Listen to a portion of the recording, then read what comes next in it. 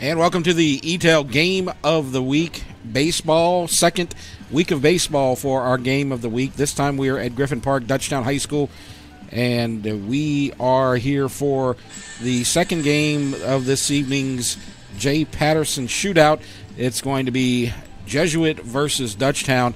Game was supposed to begin at 6:30, but it's been pushed back to 7:15 because the first game ran long. In the first game, Rummel defeated Denham Springs by a score of 9-5. So we will be getting ready for first pitch in about 10 minutes. I'm Jeff Porsche, and I'll be joined by Mike Moeller in just a minute to talk about what we expect and get the national anthem and all that. But first, we'll take a break, and you're watching the E-Tail Game of the Week. Well, I've had back pain now and then, but it got so bad I couldn't even bend over. I didn't want to resort to pain pills, so I chose Peak, hoping they could relieve the pain. They got me active again. I even lost weight. I believe in better. I chose Peak. Choose Peak Performance Physical Therapy. Piku Builder Supply, your one-stop lumberyard, provides an extensive selection of quality building supplies for your new construction and remodeling. We offer computer-aided estimating of your building and remodeling plans, as well as blueprint copies. From humble beginnings to becoming the industry leader in Gonzales and beyond, Piku proudly supports our local community because we believe in giving back to those who have had a hand in our success. Let the experts at Piku Builder Supply help you with your new project today. Dr. Brian Hollis is Ascension Parish's orthodontist. Dr. Hollis has an excellent reputation for bringing state-of-the-art technology and the highest standard of patient care to Ascension. He attended LSU Dental School, and he completed a residency to become a board-certified specialist in orthodontics. An avid supporter in our community, Dr. Hollis is married to Celeste Pyron Hollis, and they have 4 children. Dr. Hollis, Ascension Parish's orthodontist. Grow up smiling with Hollis Orthodontics. You care about your car. So do we. Donaldsonville Glass and Body has been around for over 40 years, providing unparalleled collision repairs and customer service, especially when you and your car are having the worst day ever. When you demand exceptional workmanship, call Donaldsonville Glass and Body. Free pickup for your collision repairs and get it back as good as new. It's your choice, so why not choose the best? Donaldsonville Glass and Body. It's game day. A day that should be spent in the living room, not the kitchen. So next game, you just worry about the score, because we've got the food covered. With hand-battered, cooked-to-order, always fresh, never, ever frozen chicken fingers, craveable cane sauce, crispy crinkle-cut fries, and jugs of freshly made tea and lemonade. Raising Cane's Chicken Fingers, one love. The Tata Law Firm has been fighting for our clients to get their best recovery for over 20 years. And now that tradition will continue to the next generation. Hi, I'm Rick Tata, the newest member of the Tata Law Firm. We understand that it can be frustrating dealing with your claim. So we're here to help you get what you deserve. If you're seriously injured in an accident, call the Tata Law Firm today. We're not just a face on an ad. Call 756-0007 when you're injured. You gotta call Tata. From jambalaya, pastalaya, and gumbo to daily lunch specials, Pot and Paddle Jambalaya Kitchen has Cajun dishes to satisfy your hunger. Pot and Paddle has 3 locations to serve you, including the one on Cabela's Parkway in Gonzales, Jefferson Highway near Bluebonnet in Baton Rouge, and Jubin Crossing in Denham Springs. You can dine in, carry out, or let them do the catering for an office get-together or tailgating at the big game. And don't forget about their delicious daily lunch specials. You can check out their specials and more on the web at potandpaddle.com. My shoulder pain got so bad I couldn't lift anything overhead. So I chose Peak Performance, and I can't believe how much better I am now. Peak really does get you back into the game of life. Choose Peak. Choose Peak Performance Physical Therapy. And the Game of the Week, starting up in just a moment. Jesuit, the visitors, taking on Dutchtown High School, the home team. Jesuit is 10-0 on the season. Dutchtown is 9-2, and this is the second game of the Friday version of the J. Patterson Shootout. I'm Jeff Porsche, and Mike Moeller's out here with me, and we're moments away from the starting lineups and the national anthem. But another game for baseball, and your second game out here this weekend so far on Friday night, right, Mike? Yeah, I had to make a run over to East Ascension for a little get together for our former coach over there, DA Coach Miles Burke. They had a nice little get together for him over there, so went and did that, and then coming over here to catch a little late baseball. Yeah, we were kind of concerned that you'd missed the beginning of the game, but game one ran late, and so the baseball gods were fortunate to get you out here, and we're glad to have you for it. First game, as I said, Rummel versus Denham Springs. Rummel with the victory 9-5. So we see the Dutchtown Griffins. They're going to be wearing their purple home jerseys tonight.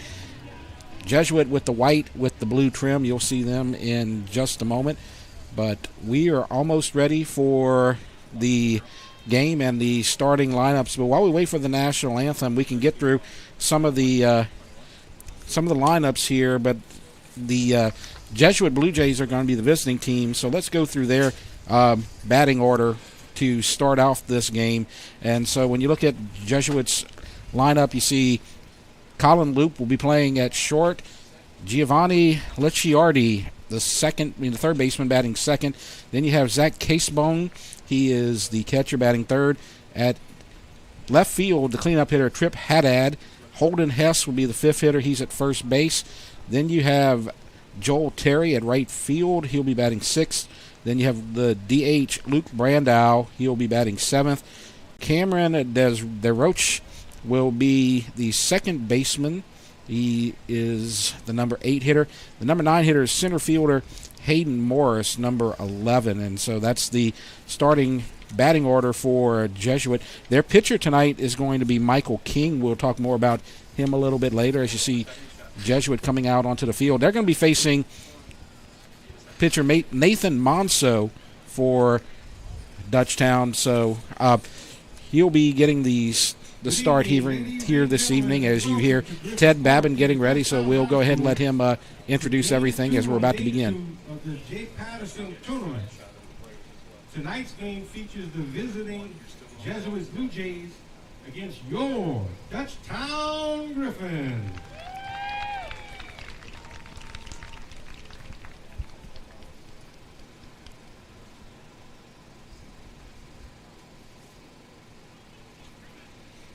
You see the Griffins headed to the field, and you saw Coach Shake there, number 36 for Dutchtown. He got his 300th win last night with a victory over Shaw High School, 7-1. So we'll talk about that, but right now we have the national anthem.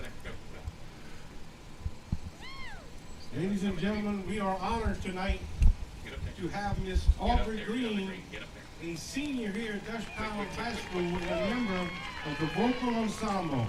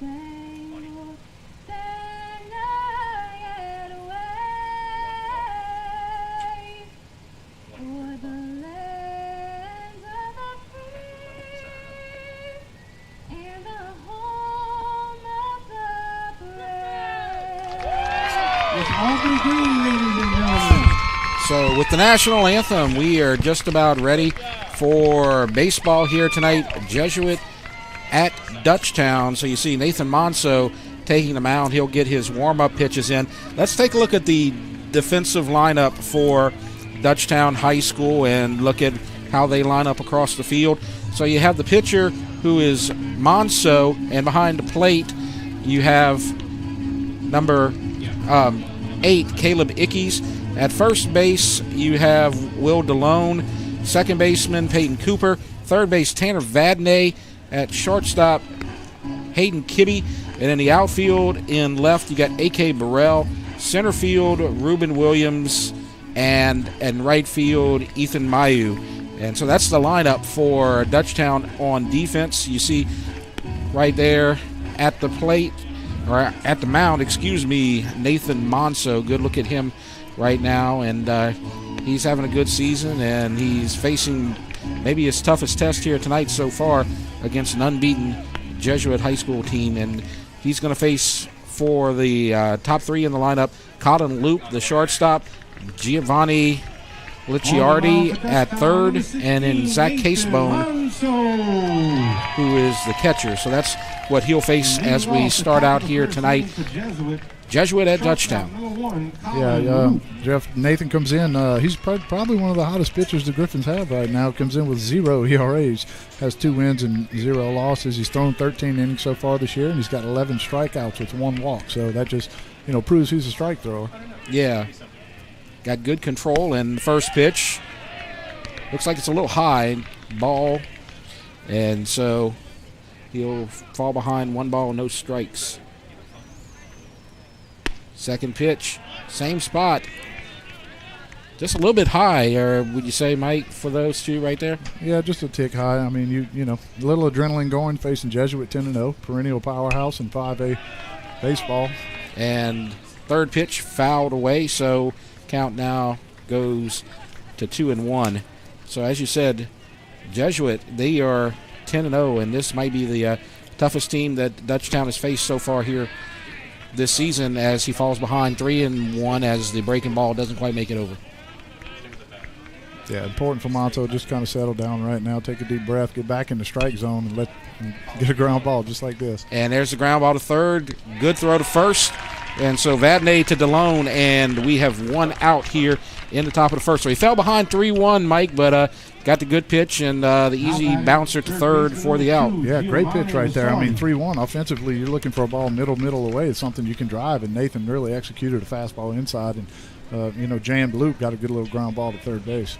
And so that will bring up the number 2 hitter, Giovanni Licciardi, and he falls behind on him as well. 1 ball and no strikes. He's a strikeout pitcher, but he's a little bit perhaps behind early on in this game. As you said, maybe a little bit of adrenaline pumping right now. And there's a fly ball to center field. Should be an easy out, and it is. Goes straight away center field. Williams may have had to take about 3-4 steps, but easy out, and it's 2 away. Yeah, it's important for Monto to establish that fastball. We see him miss with the breaking ball, first pitch there, and come back with a nice fastball. I mean, 2 pitches to a hitter. If he can, stay around that per hitter, I think we might see a heavy dose of Monto tonight. Yeah, he's a strikeout pitcher, but he's given out a ground ball and a fly out as that pitch. I'm not sure if he's got a tough. Or not. Yeah, he's got a tough strike zone. It looks like early on. And there's a fly ball to the gap. Will they be able to get to it? Right fielder is there, and he makes the catch. And so the right fielder, Mayu, makes the third out, and a fly ball to right field, and that will do it. 1-2-3 for Jesuit in the first. Dutchtown coming to bat. You're watching the ETEL Game of the Week. The athletics running staff of Dutchtown High School would like to thank Raising Cane's in Prairieville, the official chicken of the Dutchtown Griffins. Peak Performance Physical Therapy, Hollis Orthodontics, Tata Law Firm, Baton Rouge Orthopedic Clinic Foundation, Ross Downing GMC, for their support of the Dutchtown High Sports Medicine Program. And we're back for the bottom of the first inning. Michael King on the mound for Jesuit, and he's going to face the top of the Dutchtown lineup. Let's take a look at the Dutchtown lineup while we got a chance. The top 3 hitters going to have Ethan Mayu in right field, then Ruben Williams batting second at center, Tanner Vadney, the third hitter, he's at third base. Then you have Will DeLone, cleanup at first. A.K. Burrell in left. Ickes is the catcher. Cooper at second base. Kibbe is the shortstop. Then you have the DH, Pearson Pyron, number 31, batting in that 9 spot. And the pitcher, Monso, will not be batting in the lineup here tonight. So you can take a look at the Jesuit defense if we have a moment. And right there you have Casebone behind the plate, King on the mound. Then you have the infield, Hess, DeRoche, Luciardi, Loop. And in the outfield, Haddad, Morris, and Terry. And so that's the defensive lineup for the 10-0 Jesuit Blue Jays, and the 9-2 Dutchtown Griffins coming to the plate with their leadoff hitter, number 9, Ethan Mayu. Yeah, Jeff, and if you're the Griffins right there, I mean, you got exactly what you wanted out of Monso. Couple maybe missed pitches there to the first hitter, but came back to 2 pitches to each of the second and third hitter and made quick work of them. And speaking of quick work, first pitch pop up to the shortstop, and Mayu is out to start the game with a fly out to the shortstop, Loop. And so I was about to talk about the pitch count, keeping the pitch count low for Monso. It looks like King, 1 pitch, 1 out. He's off to a good start too. Yeah, well, I mean, both teams have been successful. One's 10-0 and the other one's 9-2, and we've seen pretty early here that both teams like to come out and swing at the bat and be aggressive. So Williams, he's the center fielder. And there's a pitch, and there's a strike called. He's got a little delayed call for that strike, I believe. So we'll have to keep an eye on his hands there. 0-1 pitch. And there's a second strike. Breaking ball right on the inside corner. Nice pitch there by King. Yeah, tough pitch right there for Ruben. I mean, that ball's probably supposed to be outside, kind of a front door curveball, which you don't see too often. So the 0-2 pitch hit his target, but it was a bit outside. They were trying to set up on the outside portion of the plate, but didn't quite get his call. 1-2 is the count. 1 out in the bottom of the first. No score. Whoa, that was close shave inside. And so they go outside, come back inside, and it's 2-2. Yeah, again, you see the catcher Casebone set up outside. I think King just missed his spot, let that ball maybe flew up in a little bit, let it ride high and in. And there's a drive to right field. Right fielder coming in, and he has to let it bounce, gets past him, and he's going to think about going to second, but goes back to first. So a base hit for Ruben Williams. Wise decision not to take the second base. He would have been a dead duck right there, and he gets back to first safely. Yeah, very nice at bat by Ruben right there. I mean, that's a tough pitch. Guy, get pitched up and in the pitch prior, and then he comes back with a nice breaking ball. Ruben stays in, doesn't try to do too much. Loops it in there to right field, makes a nice aggressive turn, put the pressure on the right fielder, but stays and turns, goes back to first base. Right fielder was playing in opposite field, and he had a good position, but not quite there, and he's going on the first pitch, and he is safe. So stolen base for Williams, and Dutchtown has a runner in scoring position with 1 out. Yeah, I mean, I'm looking at the numbers here, and you see Ruben Williams comes in leading the Griffins with 15 stolen bases. Didn't take him long. First pitch, he's gone. Yeah, he did a good job, and 0-1 is the count. So that pitch was a strike called to Tanner Vadney. 0-1 pitch. And it's a bouncer, and he's going to third, and he is in there.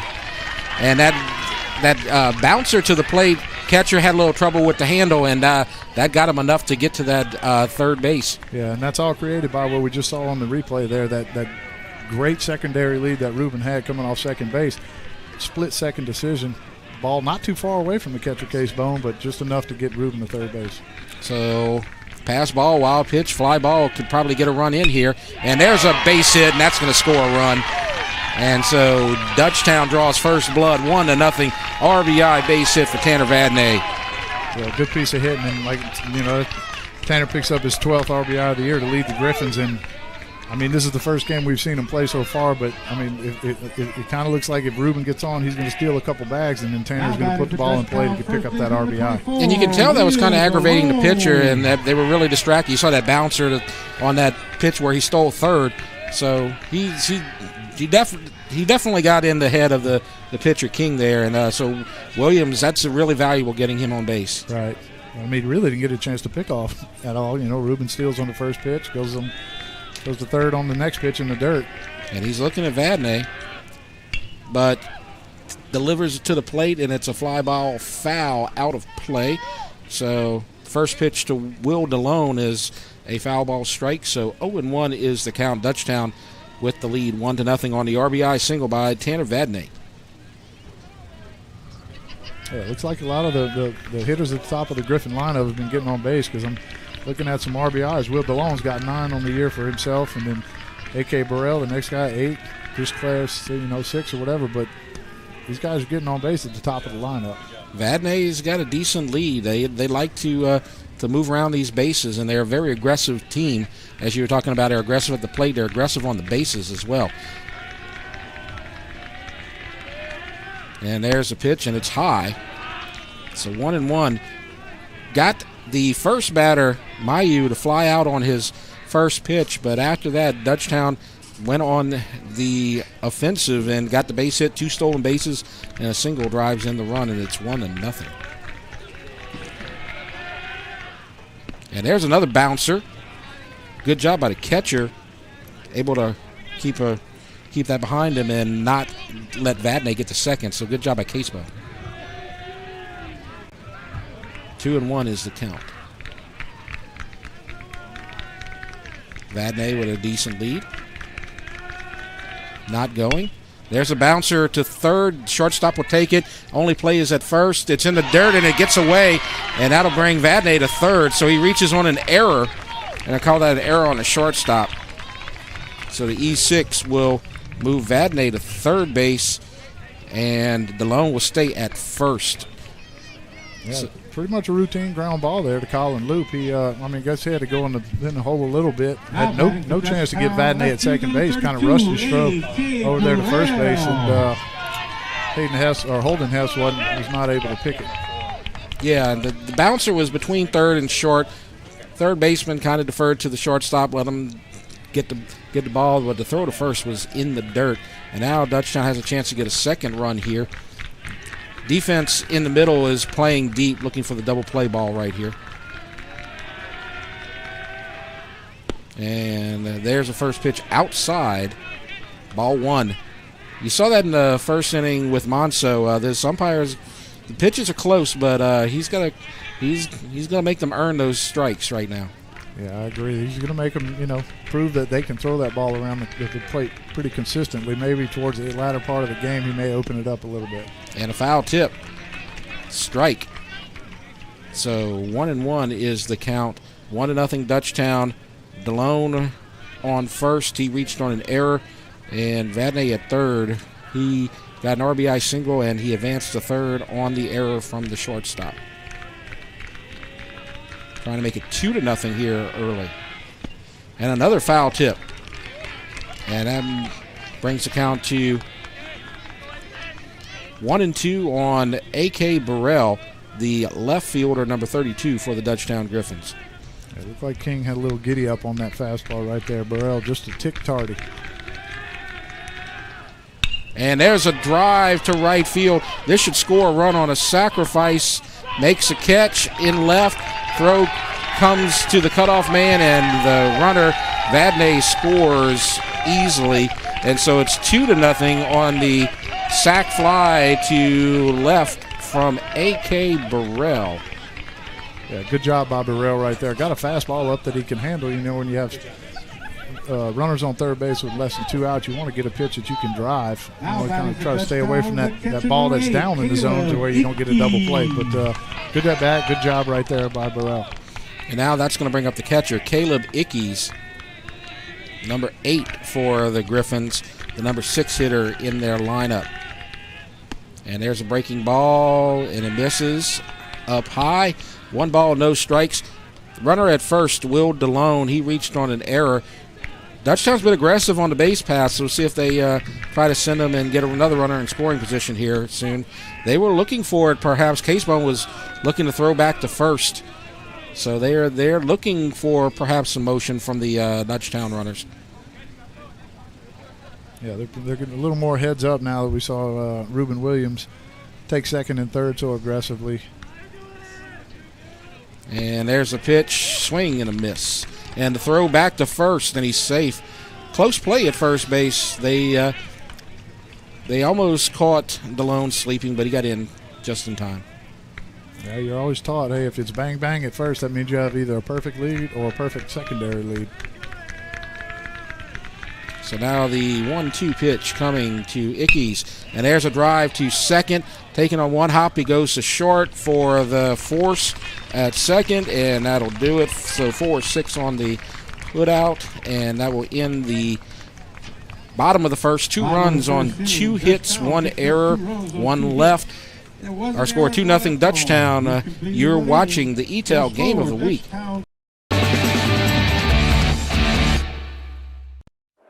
It's game day. A day that should be spent in the living room, not the kitchen. So next game, you just worry about the score, because we've got the food covered. With hand-battered, cooked-to-order, always fresh, never, ever frozen chicken fingers, craveable cane sauce, crispy crinkle-cut fries, and jugs of freshly made tea and lemonade. Raising Cane's Chicken Fingers, one love. So 2 runs for Dutchtown in the bottom of the first. They lead 2-0 going into the top of the second. Jeff Force with Mike Moeller, and you have Coach Shake over on the Dutchtown side, the head coach, the forever head coach for Dutchtown.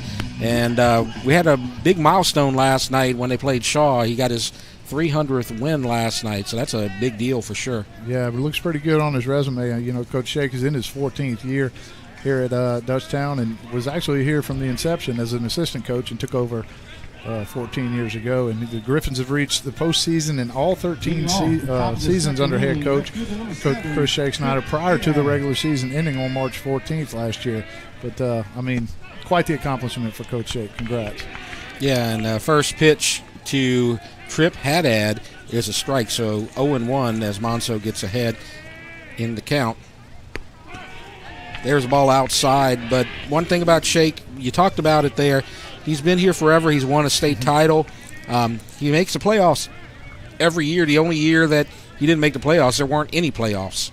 So there's a ball down low, and it's 2-1. Yeah, and I mean, that's what you sign up to do, right? Get your team to the playoffs and a chance to win a state championship.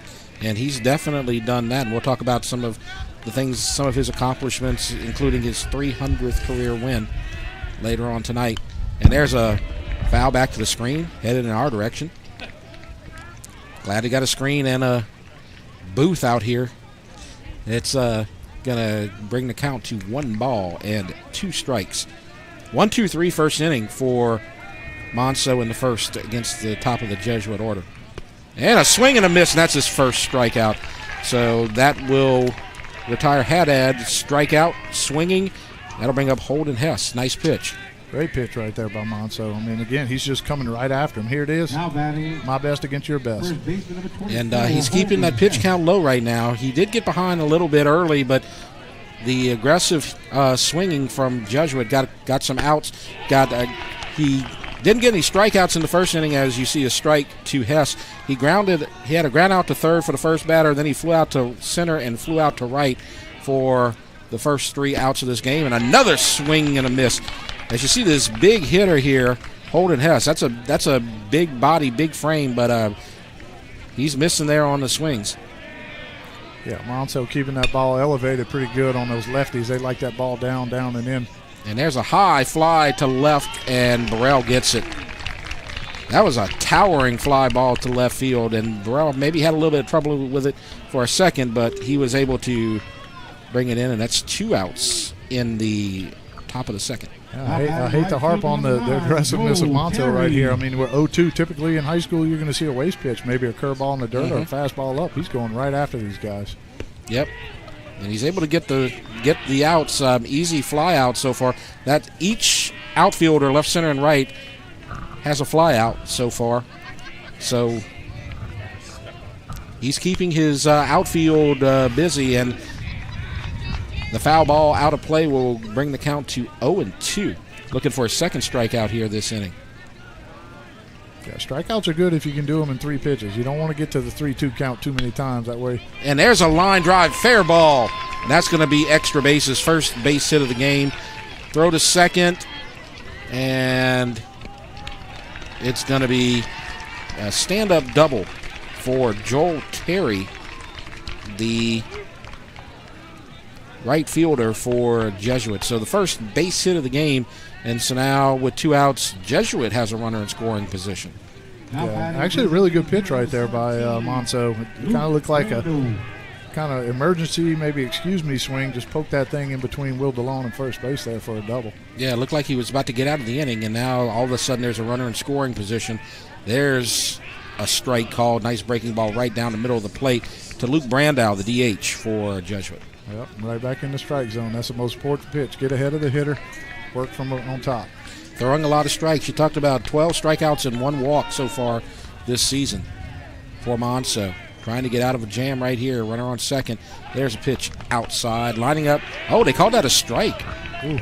They didn't give that to the Jesuit pitcher in the first, but they gave it to Monso here in the second. Well, try it again. That's going to be hard to reach right there if he can paint that outside corner of the plate like that. 0-2. High. Good right pitch. Up, trying to get him to chase something a little bit high. Umpire wasn't biting. 1 ball, 2 strikes. See if he comes back with that breaking ball set up with that last fastball.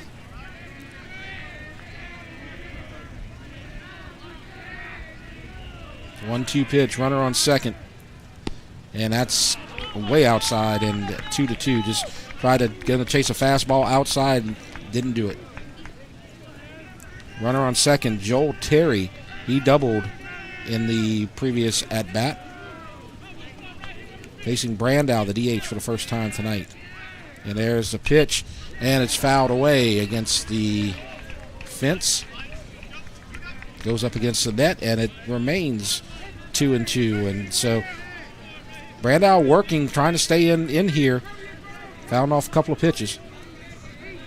Yeah, he's putting together a nice little bat here. I mean, Monso's making some quality pitches that he's just battling off. And there's a base hit to right field, and they're going to bring the runner home and a throw to the plate, and Ickes has trouble with it, and they score a run. And that was just a little bleeder out to right field. I mean, couldn't have placed it more perfectly. Not a strong base hit, but enough to get the RBI. Right, as we kind of refer to those as kind of a seeing eye base hit. Mm-hmm. Almost not even hit hard enough to get to the right fielder out there, Ethan Mayu, quick enough to make a good play at home plate.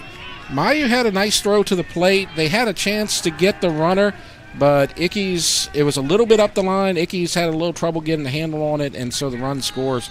So the lead cut in half, 2-1.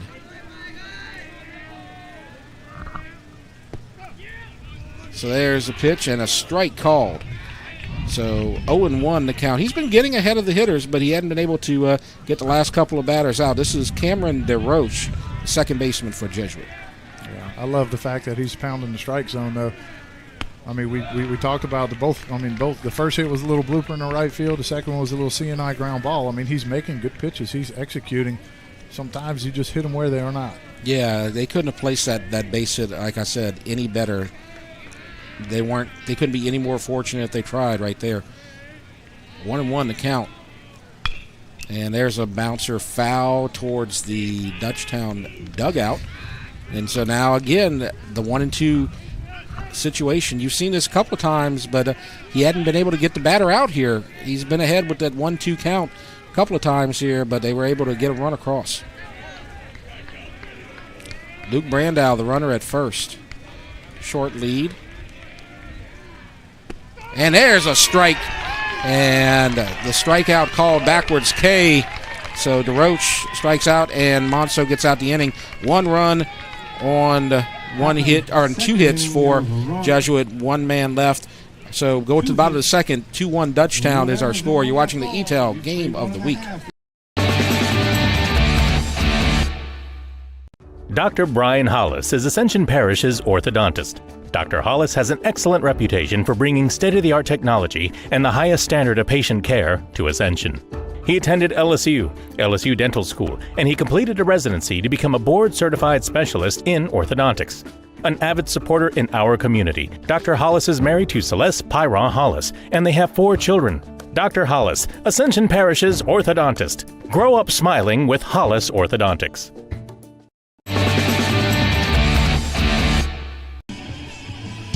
Going to the bottom of the second, our score, Dutchtown 2, Jesuit 1. And you see right there 1 hit for Jesuit, actually 2 hits for Jesuit, 2 hits for Dutchtown. So we go to the bottom of the second, and let's talk about some of the postseason success that we talked about earlier, alluded to with Coach Shake.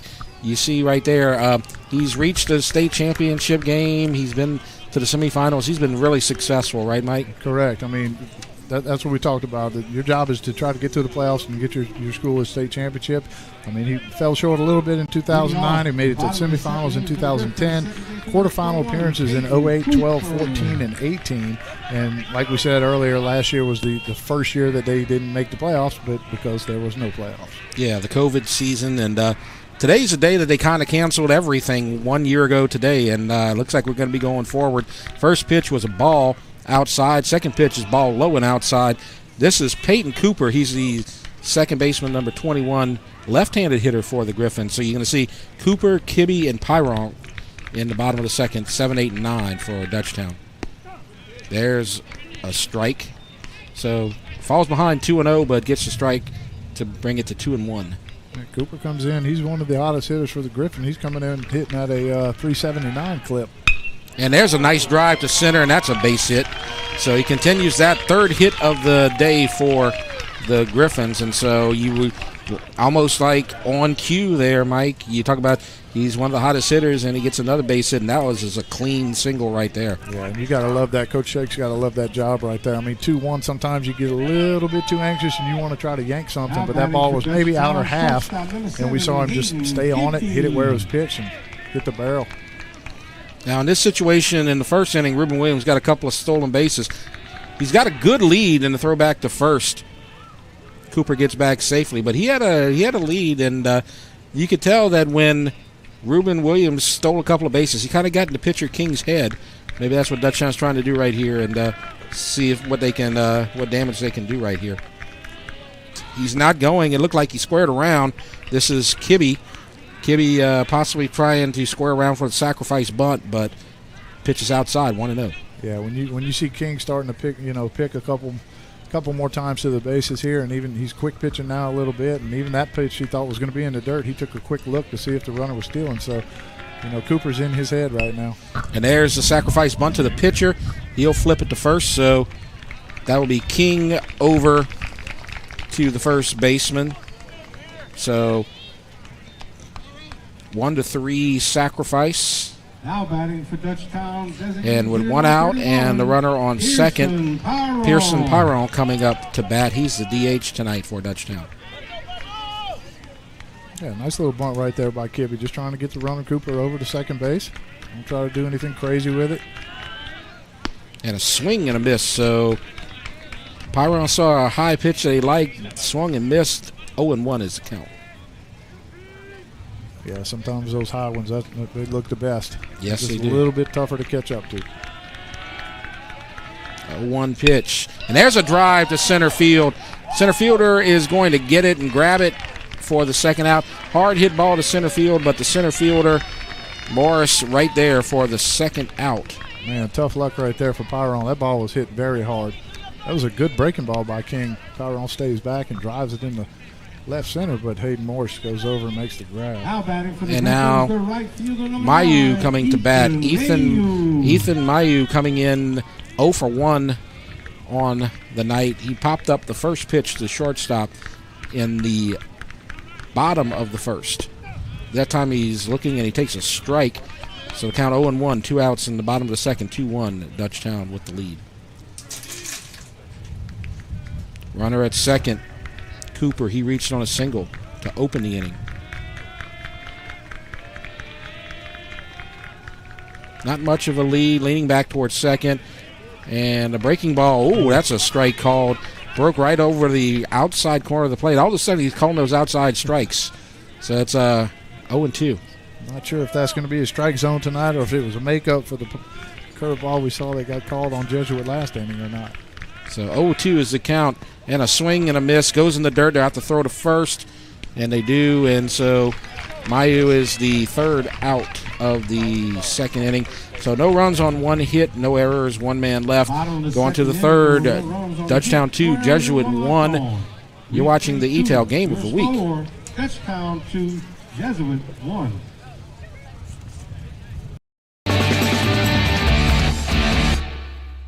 Oh, I've had back pain now and then, but it got so bad I couldn't even bend over. I didn't want to resort to pain pills, so I chose Peak, hoping they could relieve the pain. They got me active again. I even lost weight. I believe in better. I chose Peak.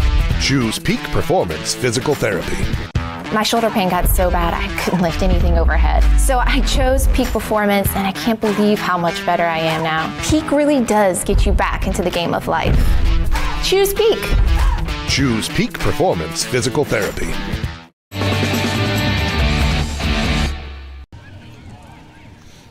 So we go to the top of the third, and it's 2-1 Dutchtown. Looking at the record, Santa Monica and Dutchtown, the leaders so far in 5-5A. Mike?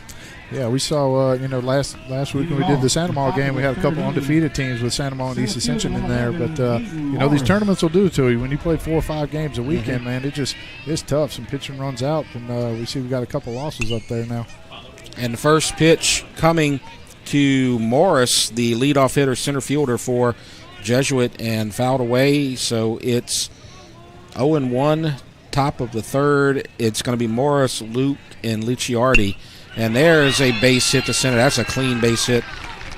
So the leadoff runner, Morris, gets on. And you hate to see that for Monso when the leadoff number 9 hitter gets on base, because that sets up the table for the rest of the lineup. Yeah, it does. But, I mean, that's a good pitch right there. That was a fastball down in the zone. That's, kind of where you want to locate it. Sometimes you have to tip your cap. Absolutely. That's just a solid piece of hitting. And the throw to first gets away, and he's going to get to second. As they're hurrying, he might even try to get to third. He is. They're going to have to hurry. The throw comes to third, the tag, and he's safe. So, wow, that kind of changes everything, as you had the errant throw to first, and he advances to second and third, 2 bases on the error, as the errant throw from the pitcher. Now they're in a big jam as Jesuit trying to tie this game.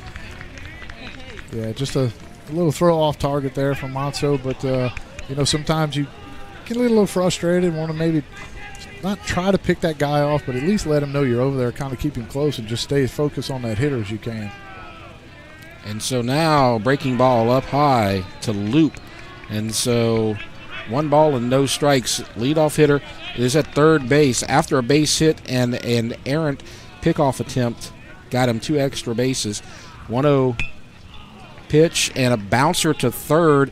Vadnais will throw to first, and it's away, and he's safe as the throw is a little bit off target. And the first baseman, DeLone, had to step away. And so everybody's on, and 2 errors here to start the top of the third inning for Jesuit. Yeah, a couple little hiccups right here for the Griffins. I mean, that was a good play. Vadnais makes coming in. Just a little errant throw right there. Fortunate the runner from third there, Morris, didn't score. Now Loop, the leadoff hitter, he's probably got some speed, and he's got a good lead at first base. Morris at third. Pitch outside.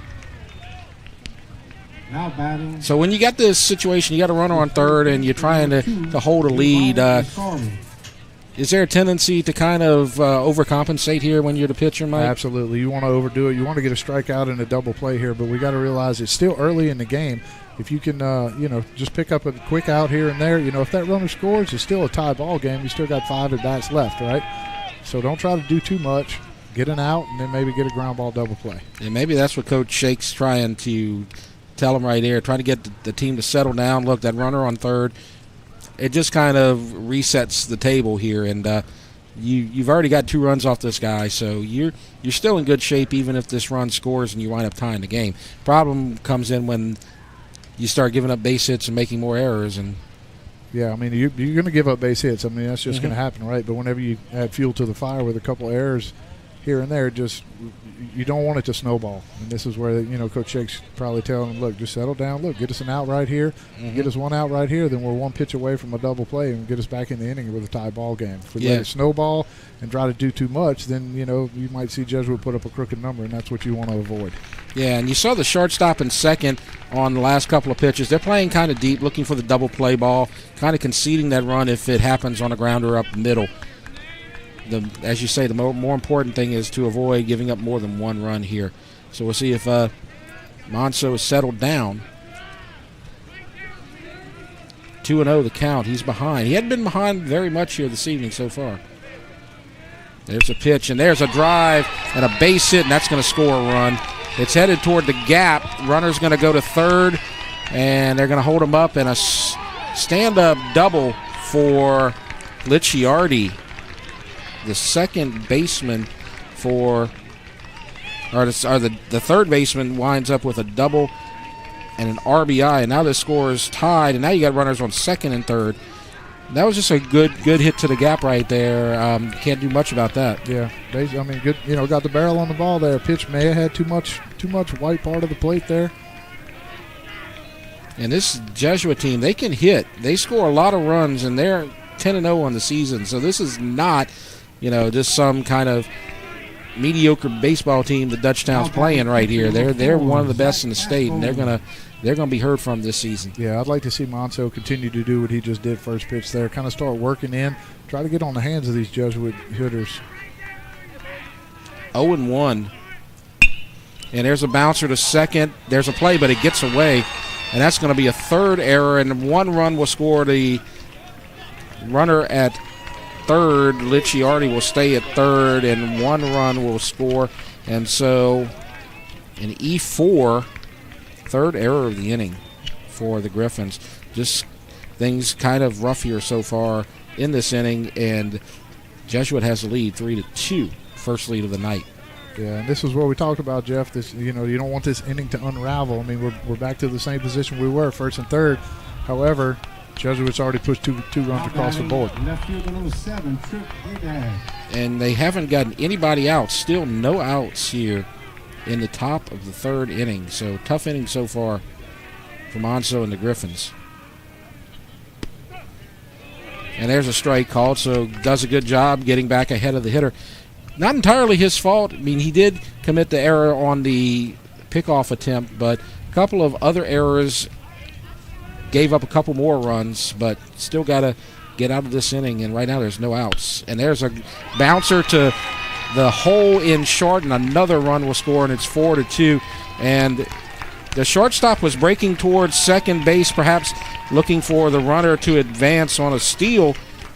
And that was Kibbe, who was headed to second. Ball bounced in the hole toward third, and you hit them where they ain't, and you get the run. Yeah, I don't know if I have kind of a bad view here, but I'm not sure if the runner was breaking the second, like trying to steal there, or if maybe Kibbe didn't pick the ball up off the bat. But he definitely broke the second on that ball off the bat. Yeah, I'm not quite sure either. But now you got first and second with no outs still, and it's 4-2 in the pitch outside. And so this is the first baseman, Holden Hess. So tough inning so far for the Griffins. It's 4-2 Jesuit. You see Kibbe behind the runner at second, and a swing and a miss, and the count goes to 1-2. So trying to get this first out. 1-2 to Hess, the first baseman. 1-2 pitch, fouled away, but he'll stay at the plate as the catcher was not able to hold on to it. So Ickey's not able to grab it, and so he gets an extra life right here, still 1-2. Yeah, I like what Monso's, the way he's holding himself now. I mean, he's showing some character, some heart right now. I mean, if you think about it, he's only given up really 2 hits, right? He could have 2 outs in this inning right now. He's not shying away. He's not trying to, make pitches that he can't make. He's still pounding the strike zone. Foul goes back to the fence, so the count remains 1-2. And there's a high fly ball. Infield fly rule probably called, and the shortstop Kibbe will take it. So fly ball to the shortstop and that'll be the first out of the inning. And so Hess flies out to shortstop. Runners stay where they are. Haddad at first, Casebone at second, and now Joel Terry will come to the plate. Right fielder, he doubled and scored in the second. 4-2 our score. Breaking ball, and there's a strike. Nice pitch outside on the outside corner. 3 runs so far this inning. 3 errors committed by the Griffins in the top of the third.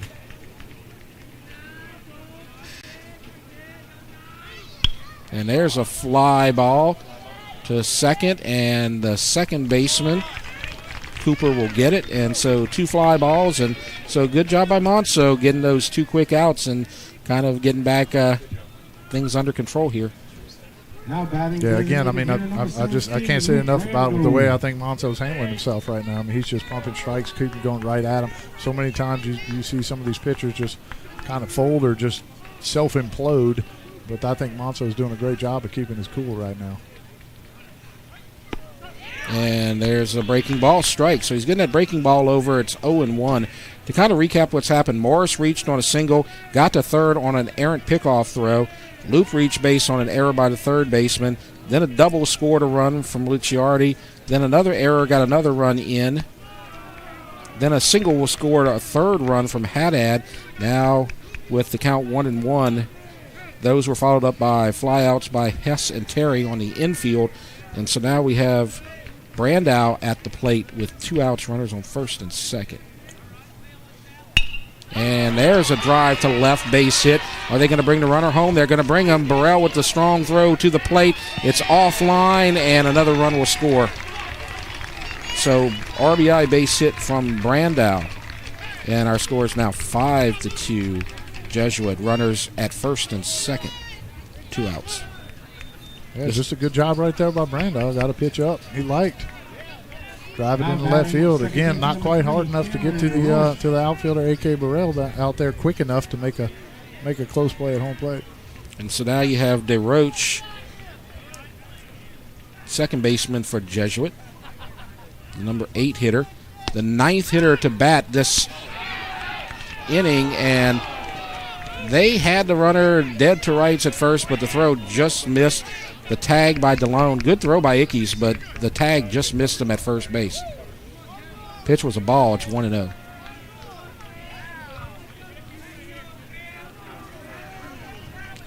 Pitch coming. And there's a line drive to second, and it's taken for the third out by Cooper.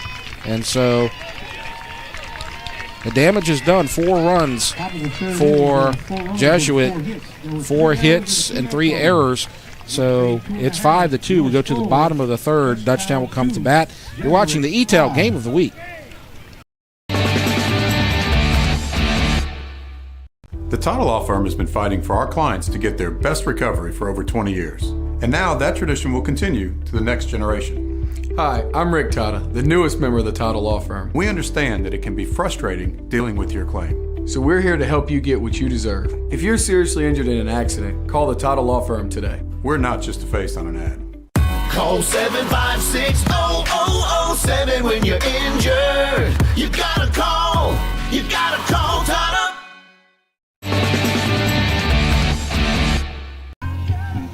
Bottom of the third at Griffin Park. It's 5-2 Jesuit after a 4-run top of the third for the Blue Jays. And Williams, Vadnais, and DeLone are going to come up to bat for Dutchtown here in the bottom of the third. I'm Jeff Porsche. He's Mike Moeller.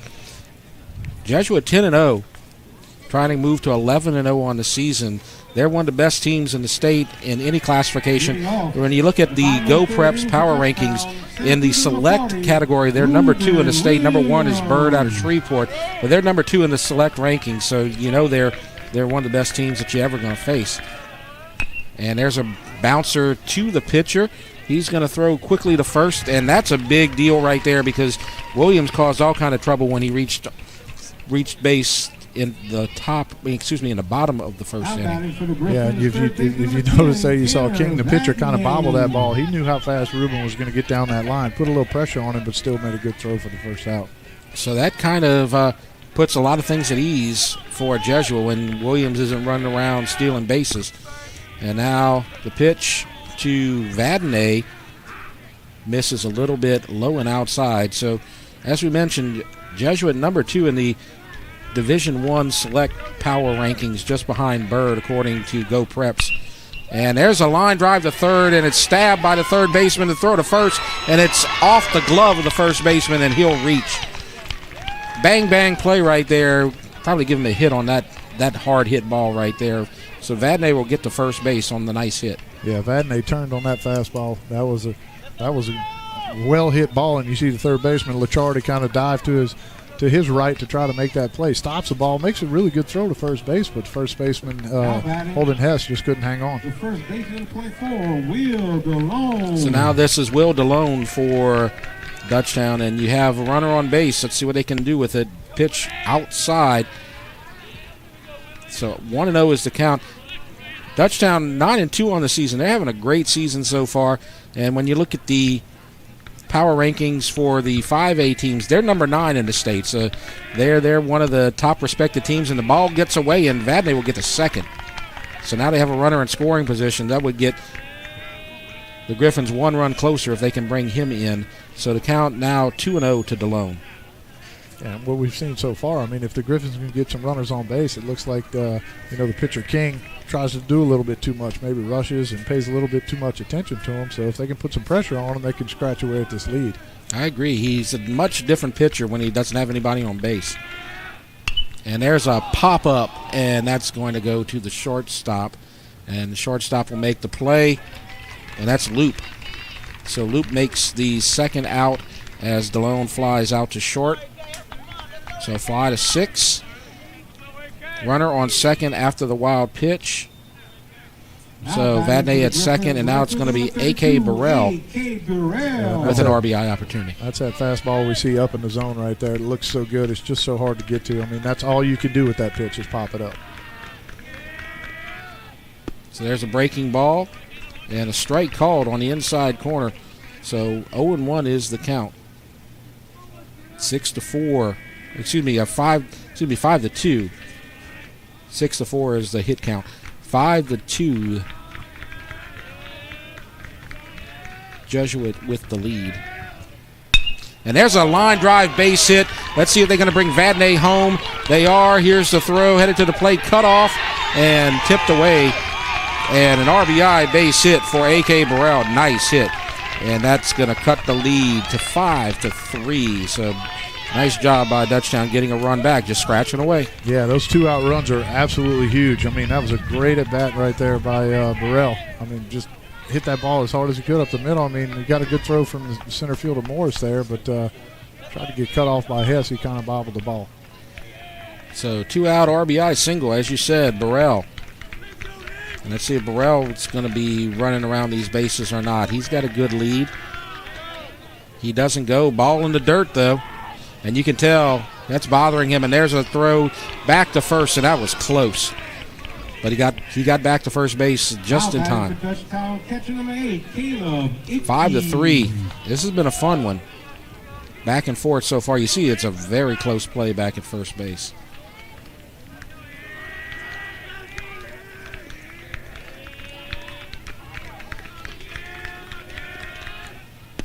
And there's a fastball on the outside corner. Now all of a sudden, that he likes calling those outside strikes, most definitely. Yeah, that pitch is opened up out there. I mean, if I'm pitching, I'm going to wear that outside corner out until somebody proves they can hit that ball the other way, or the umpire stops giving me that strike.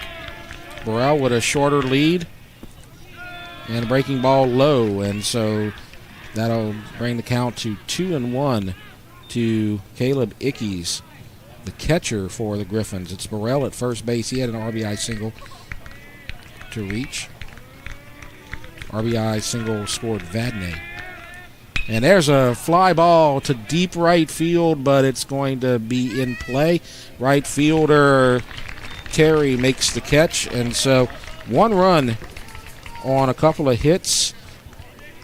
And that'll bring Jesuit's lead down to 5-3 as we head to the top of the 4th. You're watching the ETEL game of the week.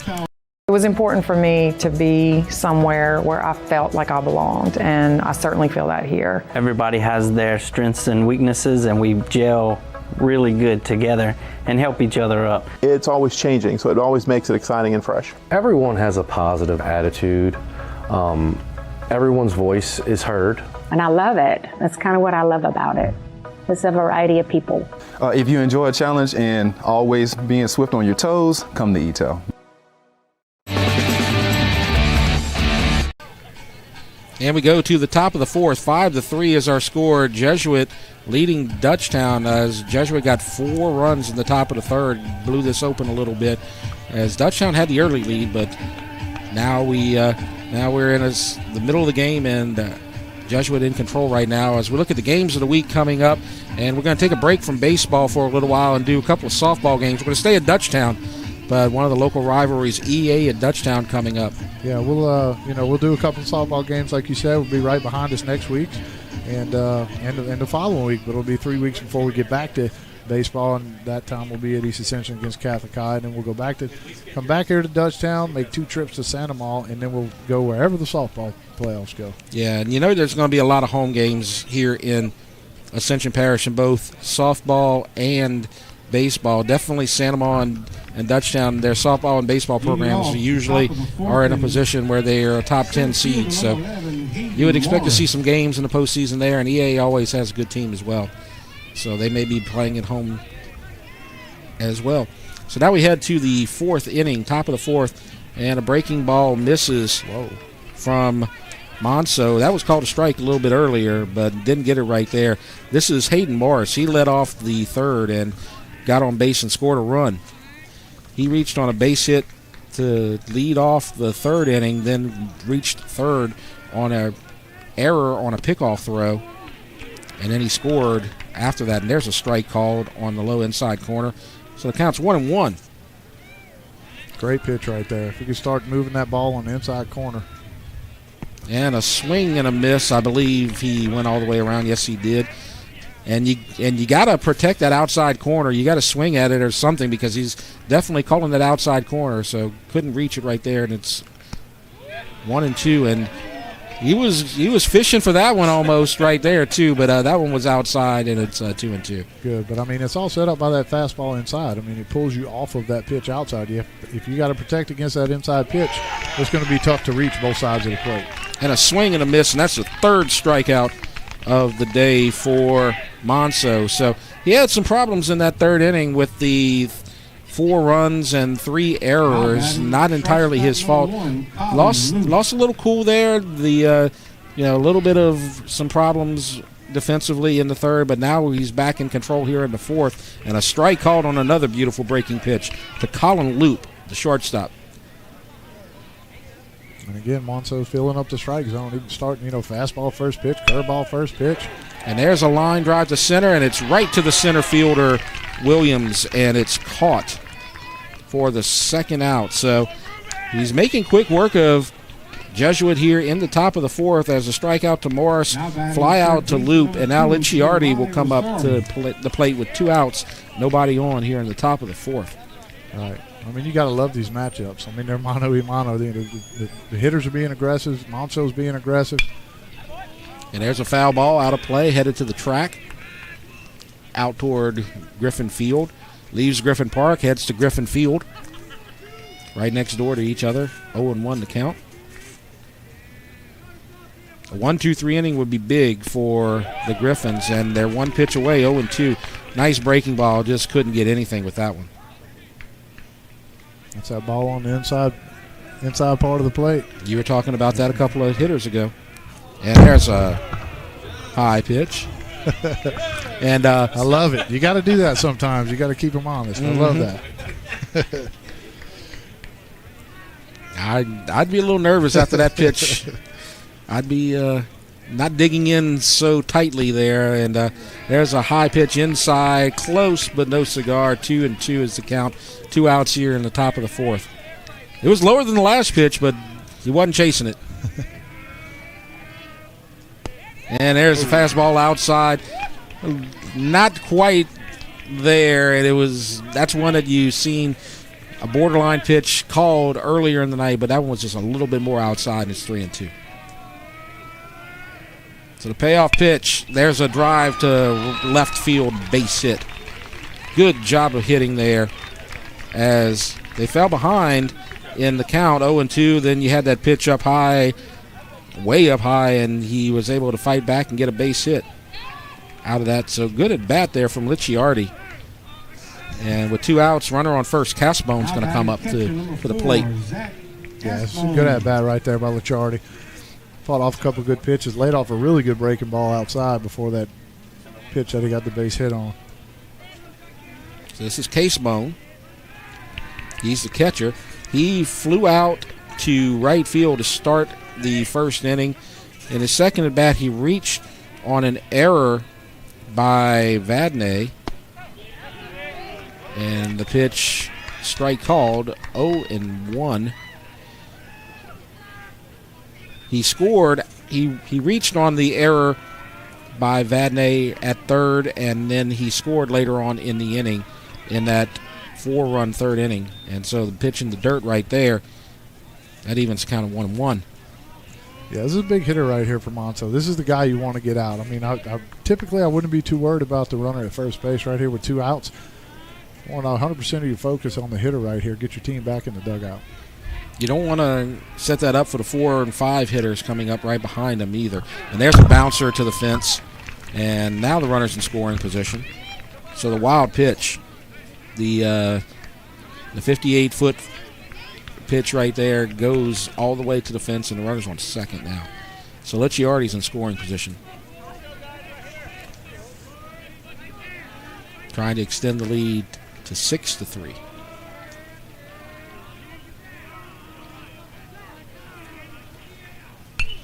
And a drive foul. So now the count's even, 2-2.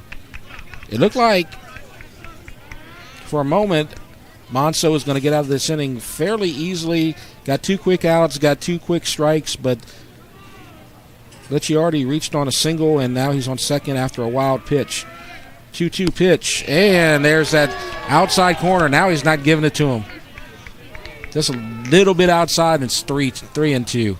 Full count. That's borderline right there, but I mean, you got to give it to Casebone. Right? That's a good take. Yep. And you're not sure if they're going to call it right there because they've called it a couple of times. The umpire, at least in the first 3 innings, liked that outside corner on the right-handed hitters. But he's not liking it right now at the moment as the foul goes away, and it's still 3-2. And normally you see, I mean, Monso's been absolutely pounding the strike zone. Normally you see pitches like that go, in the pitcher's favor. And there's a drive to right. It is a fair ball. No, it's a foul ball. Hard to see in that corner, blocked by the dugout. But it does go foul, just barely foul, and a break for Dutchtown, as that would have definitely scored a run. Possibly got Casebone all the way to second base at least. Yeah, I'd like to see a breaking ball right here. You have a run, you have a base open, so you don't want to give in right here and throw a fastball, anywhere on the white part of the plate. And there's another foul, just protecting the plate right there, right, Mike? Yep, I like that pitch selection though. I mean, you don't want to get too crazy right here. Like I said, you do have a pitch open. Now we're getting towards, later part of the game, middle part of the game, I guess. But don't give in to this hitter right here. Yeah, and the hitter just fouling it off, waiting for a pitch that maybe he can do something with right now. 3-2 pitch, and there's a bouncer to third in the hole and a base hit. And they're going to send a runner home. Burrell's going to throw it home, and it's cut off. They're going to go to second. No, they drop it. Looked like for a second Vadnais was going to go to second. Might have had a shot at Casebone at second, but he lost the handle on it, and so runner safe at second, RBI base hit, and it's 6-3. Yeah, good job right there by Casebone, the hitter. I mean, he's hitting 3-hole for a reason. He's going to put the ball on play. He's going to barrel a lot of balls. Again, I would like to see that pitch maybe a little bit further out of the strike zone. Try to get him to roll over something that he can't, hit on the barrel. But I mean, he just put together a good at bat right there. Yeah, 3-2, and he fouled away a pitch he didn't want to, he didn't like, and then came back with the pitch that he did like and got the base hit. And there's a fly ball to right field. Mayu should be able to get that. He does for the third out. So fly ball to right field will end the inning. 1 run on 2 hits. 1 man left on base. No errors. It's 6-3. We'll take a break. You're watching the ETAL Game of the Week. From jambalaya, pastalaya, and gumbo to daily lunch specials, Pot and Paddle Jambalaya Kitchen has Cajun dishes to satisfy your hunger. Pot and Paddle has 3 locations to serve you, including the one on Cabela's Parkway in Gonzales, Jefferson Highway near Bluebonnet in Baton Rouge, and Jubin Crossing in Denham Springs. You can dine in, carry out, or let them do the catering for an office get-together or tailgating at the big game. And don't forget about their delicious daily lunch specials. You can check out their specials and more on the web at potandpaddle.com. Bottom of the 4th, Jesuit got 1 run across on 2 hits in the top of the inning, extends the lead to 6-3. So a 3-run lead for Jesuit. King still on the mound for the Blue Jays. Gave up a couple of runs in the first inning, gave up a run in the third, but has a 3-run lead right now. He's going to face 7, 8, and 9. That's Peyton Cooper, Hayden Kibbe, Pearson Pyron. As the throw goes to second, and we are just about ready to get underway. Been an interesting game, been back and forth. Dutchtown took the early lead 2-0. Then in the second, Jesuit cut the lead to 2-1, but a 4 spot in the third broke the game open 5-2. Dutchtown came back with a run at the bottom of the third, cut it to 5-3, but Jesuit gets a run back, and now it's 6-3 here in the bottom of the 4th inning. And there's a foul ball to the fence. 0-1 is the count to the leadoff hitter, second baseman Peyton Cooper. Yeah, if you're Dutchtown, I mean, if you're Griffins here, it's scratch time. You need to try to push a run or 2 across the board right here any way you can. Try to cut that lead by a run or 2 going into the last 2-3 at-bats. Big key is you see the strike on the outside corner right there to the left-handed hitter. So he likes those outside corners no matter where you're going, and it's 0-2. Dutchtown, King's a different pitcher whenever he gets a runner on base. As you see the pitch outside 1-2, he gets a little preoccupied with those runners, so it's important for Dutchtown to get those leadoff hitters on the base paths early to see if they can kind of rattle them a little bit. Exactly. We'd like to see Cooper put together a nice little bat right here, maybe get King to throw a couple of additional pitches, maybe wear him down a little bit and get to that bullpen. Yes, that's something you got to start thinking about as well. 2-2 on the breaking ball, low.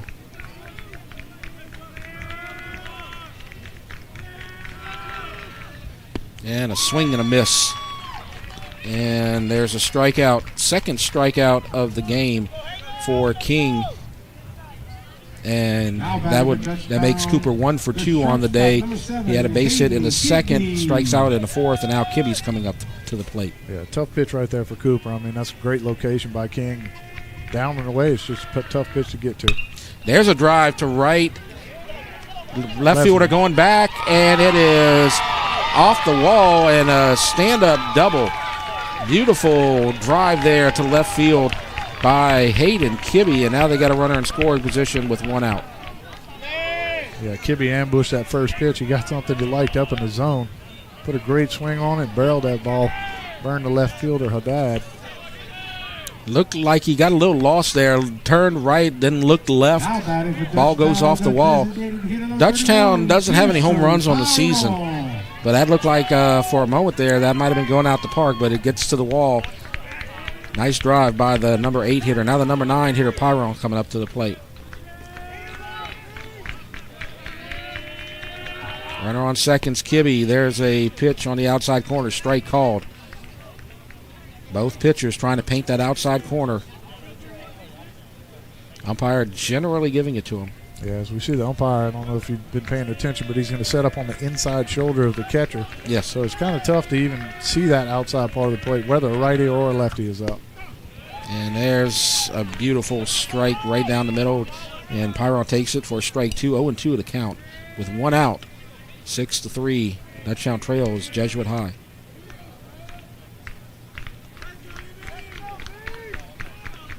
Pyron at the plate. He flew out to center. in the second.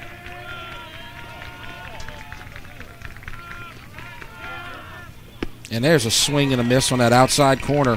Setting up that outside corner and just waved at it, and that's 2 strikeouts this inning for King and the third of the day for King. Yeah, it's actually a good job by King. I mean, work that outside corner, keep going a little bit further, so see how fast the Griffins are going to chase. And now the leadoff hitter, Mayu, he has flown out to the shortstop and struck out. He was hitting .436 coming into this game. He's a hot hitter. They need a hit right here as the drive goes to right field. Right fielder looking for it, and he gets it on the run and makes the catch. So third out as Mayu flies out to right field. So a double by Kibbe, but they can't do anything with it. No runs on 1 hit, and we go to the 5th inning. Our score, Jesuit 6, Dutchtown 3. You're watching the E-Tel Game of the Week.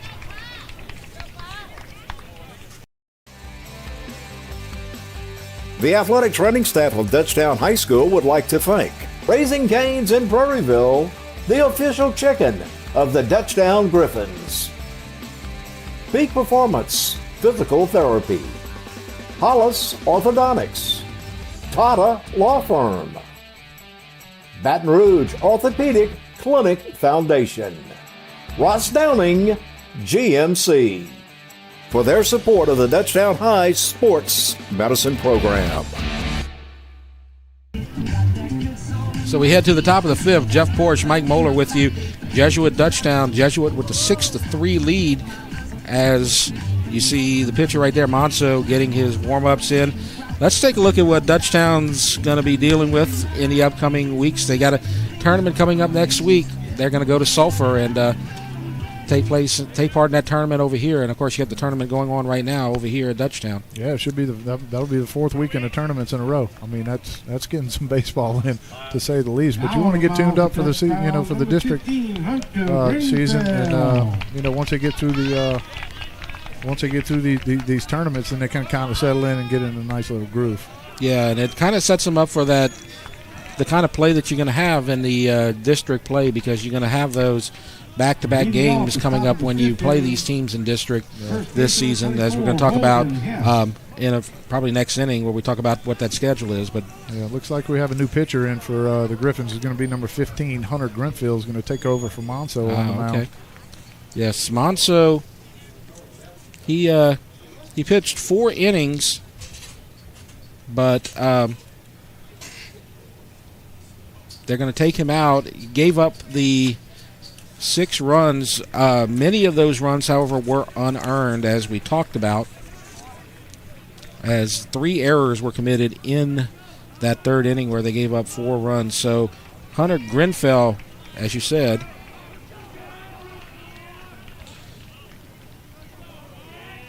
right-handed pitcher, and he comes with his first pitch low to Holden Hess. So that's going to be the 5, 6, and 7 hitters for Jesuit. That's Hess, Terry, and Brandow. Yeah, it looks like Grenfell has been primarily used as a reliever so far in the year. He hadn't given up a run yet. He's got a 0 ERA. He's thrown in 4 games. This will be his 5th. He's thrown right a little bit less than 5 innings. He's given up 3 hits, 4 strikeouts, and 2 walks. So he's behind 2-0 to the first hitter he'll face. That's Hess. And there's a breaking ball outside corner for a strike. So you saw it with the right-handed hitters. Now he's calling that outside corner for the left-handed hitters as well. 2-1 is the count. And there's a breaking ball. Floats inside. And count goes to 3-1 to Hess. Definitely has a slower velocity, we'll say. A little change up in pace here. And ball 4 high and outside, so Hess will give up a walk to start this 5th inning. So Grenfell gives up a walk to his first batter. That'll bring up Joel Terry. He's the right fielder, number 9.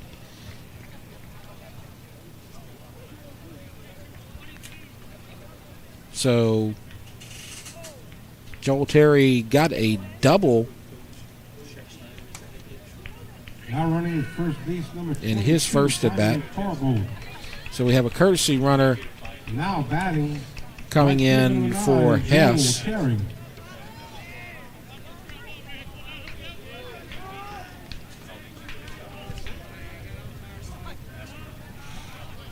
No umpire. So we got to wait for the umpire to get there.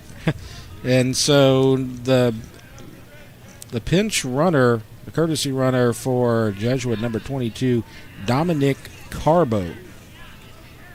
So Carbo, the runner at first. And he takes a big lead and steps outside, but a strike called.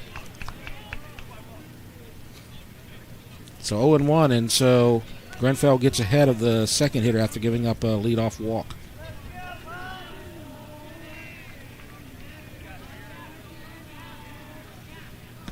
Breaking ball high and outside, 1-1.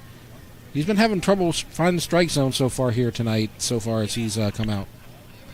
Yeah, you get that breaking ball over for the first pitch, you can do a lot of things. It opens up so many options. Let's see if he tries to come back with maybe a little fastball inside right here. Steps away. Runner gets back, Carbo. Carbo running for Hess.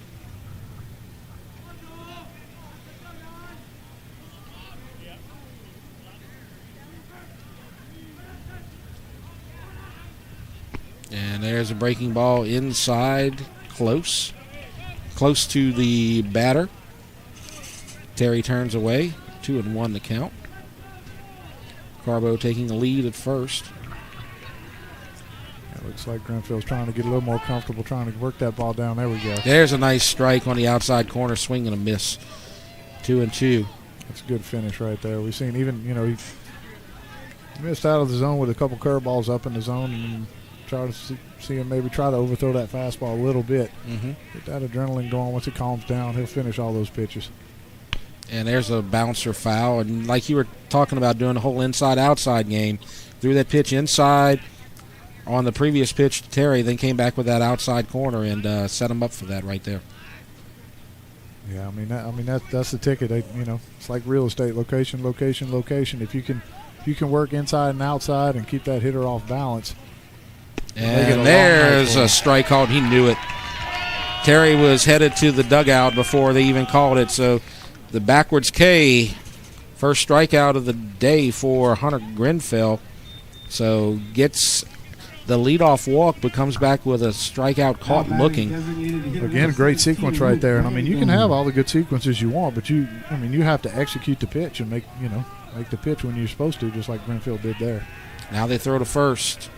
Carbo back in safely as the number 7 hitter, Luke Brandow, who is the DH, will step to the plate. He's 2 for 2. They haven't been able to get him out today so far. 2 singles. Breaking ball high. Yikes. Looks like a pretty good pitch. We must have a little different angle up here. Yeah, it's hard to see up here. We're up above the action pretty high here at Griffin Park. 1-0 count, and there's a swing and a miss. A little bit lower. Swing and a miss. Strike 1, 1-1 to count. 1 out. It's 6-3. Jesuit with the lead over Dutchtown in the top of the 5th.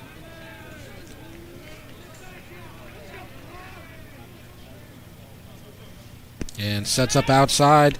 Ickey's looking to go to first. Maybe a little snap throw, but doesn't do it. It's 2-1 now to Brandow. And good idea right there again. You got the fastball buying the pitch prior and try to go right back out there. And then again, that's a pitch we need to execute right there. So the 2-1 pitch. Throw to first. Safe. Carbo back in. Carbo at first running for Hess.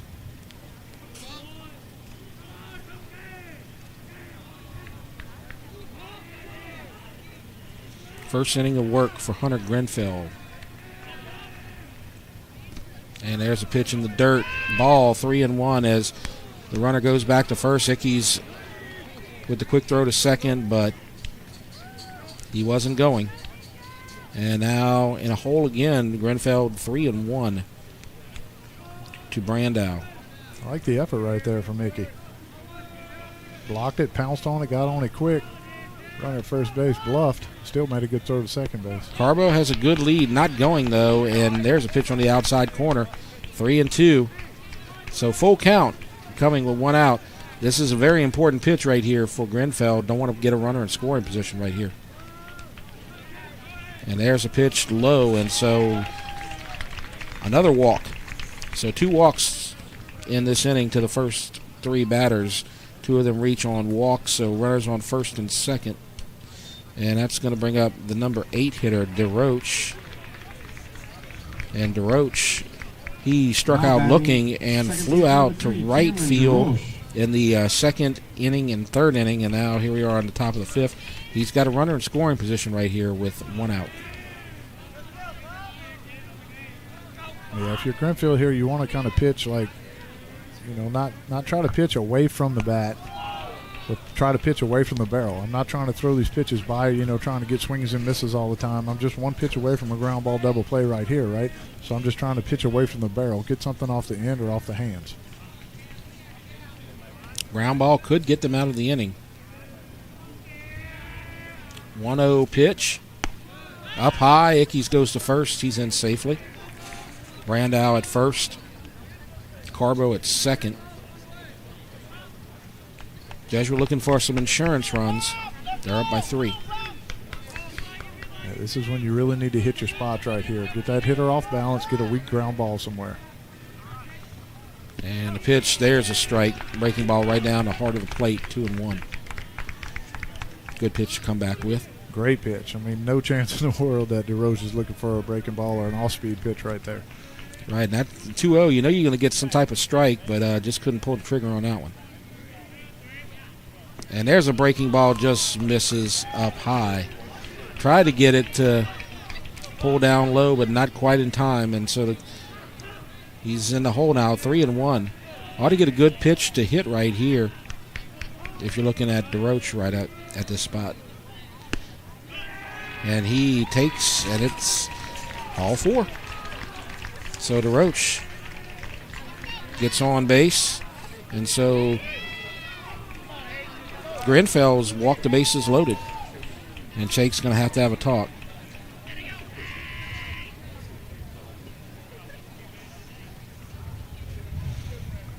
Just having his trouble there at the on the mound, and it looks like they're going to have a pitching change. So with the pitching change, we're going to take a break with our score 6-3, and we'll get the new pitcher in just a moment. But we'll take this break right now. You're watching the ETEL Game of the Week.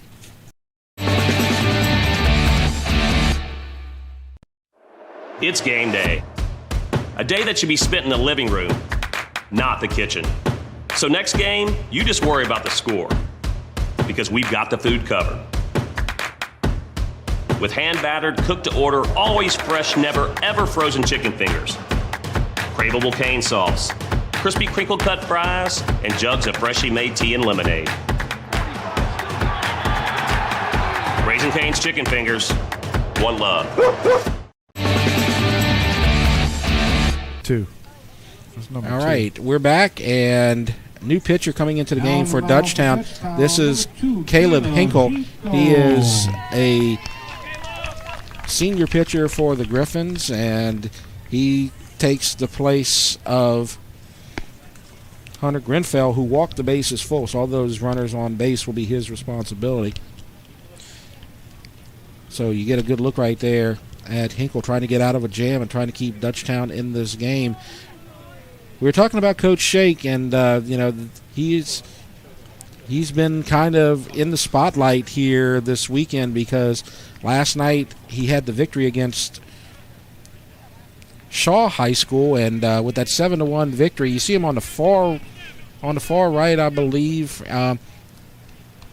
Let's see, no, that's him. That's him. Yeah, we see him over there on number 36. You see him facing the dugout right there. Coach Shake got his 300th win, and so that puts him in some elite company here. One of the best baseball coaches in Ascension Parish.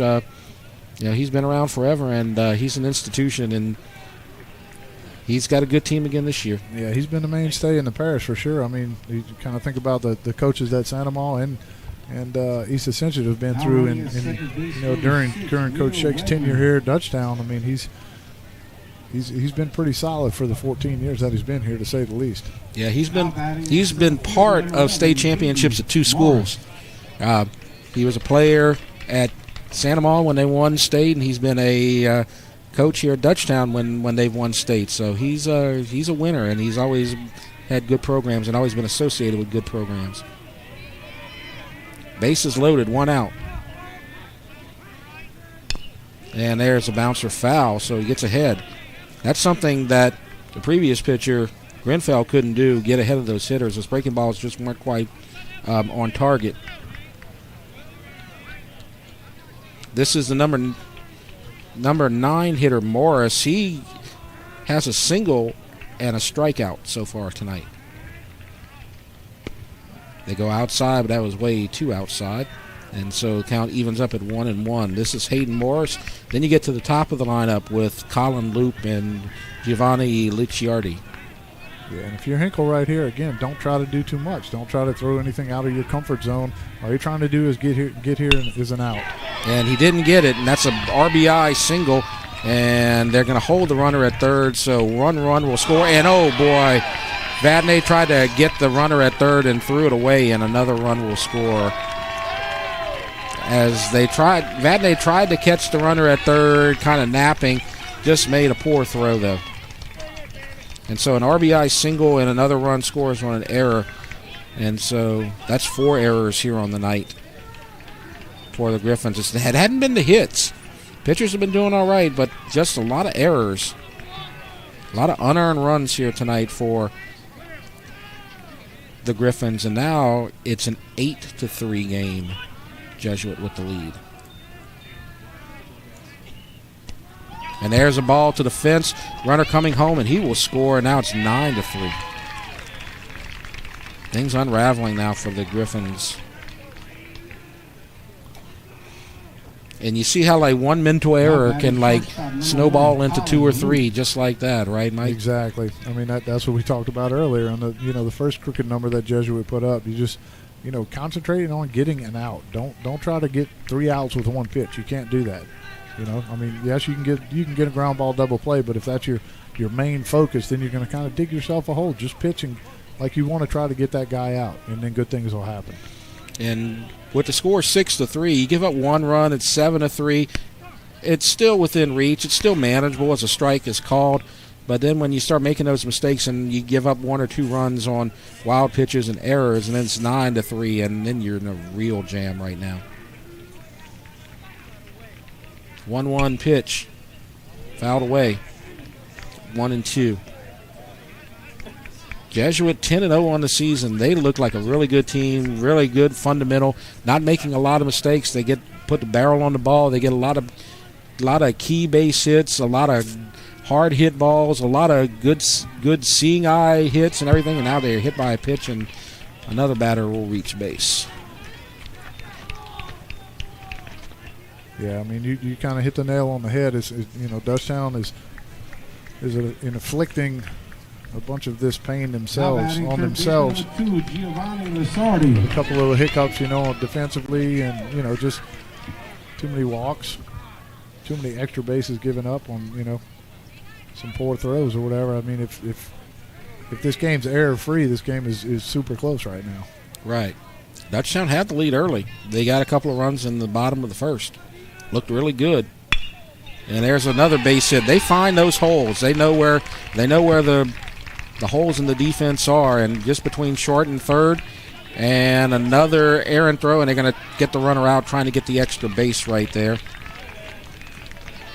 So they do get the out, but another RBI single, that one from Licciardi. Good job by Hinkle backing up the base right there. That's exactly what you're supposed to do as a pitcher. Yes. Be in the right spot, be in the right place at the right time.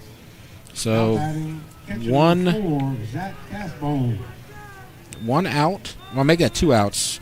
Strikeout from Terry, and then the out at third Luke trying to get the extra base.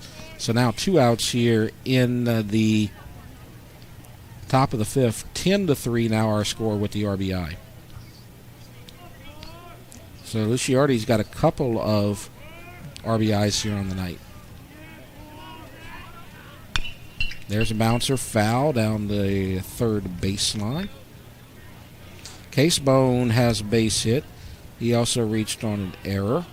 Flew out to right field. He's got an RBI on the night. Runner on first. That's Licciardi.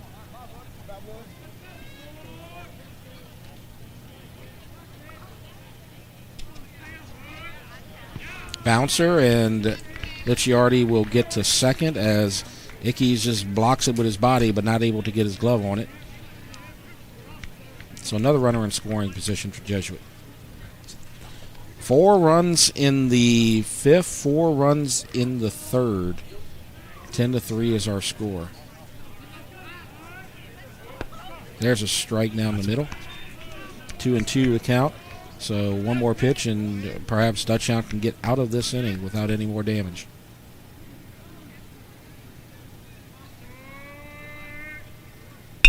And there's a line drive up the middle, base hit. They're going to bring another runner home, and there's not going to be a throw, and he scores, and that makes it 11-3. As Licciardi scores on the RBI base hit by Casebone. These guys, all the way up and down this lineup, they can just hit the ball, and you from 1 to 9, everybody's making contact and getting those base hits. And you see another conference on the mound. I believe that's Troy Tomplay. Now running and base number 10, Keith Pittman. You're going to have another courtesy runner.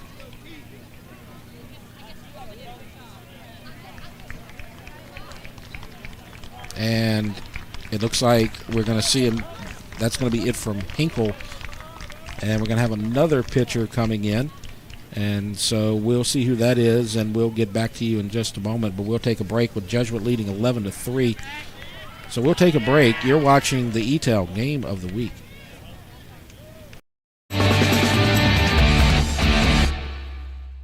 Dr. Brian Hollis is Ascension Parish's orthodontist. Dr. Hollis has an excellent reputation for bringing state-of-the-art technology and the highest standard of patient care to Ascension. He attended LSU Dental School, and he completed a residency to become a board-certified specialist in orthodontics. An avid supporter in our community, Dr. Hollis is married to Celeste Pyron Hollis, and they have 4 children. Dr. Hollis, Ascension Parish's orthodontist. Grow up smiling with Hollis Orthodontics.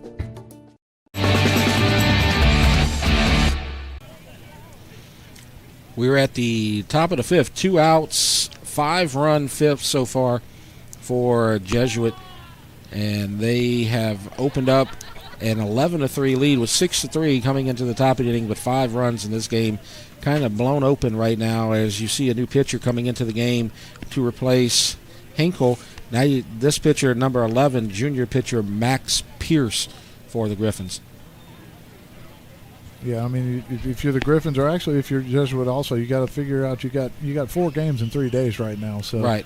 You know, we see King for Jesuit going the distance so far, saving some arms over there, and I think that's why we're seeing a little bit of a quick trigger by Shake on some of these Dutchtown pitchers. You still have 3 games left to play this weekend. Yeah, so you don't want to just waste everybody, and you want to get a lot of. See who the hot hands are for perhaps the rest of the weekend when you go into your bullpen, because you know with all those games you're definitely going to have to get there for sure. You don't want to use up all your bullpen in one night as well. Right. So now we move to Trip Haddad. There's a courtesy runner at first for Casebone, and that's fouled to the fence. 0-1 is the count.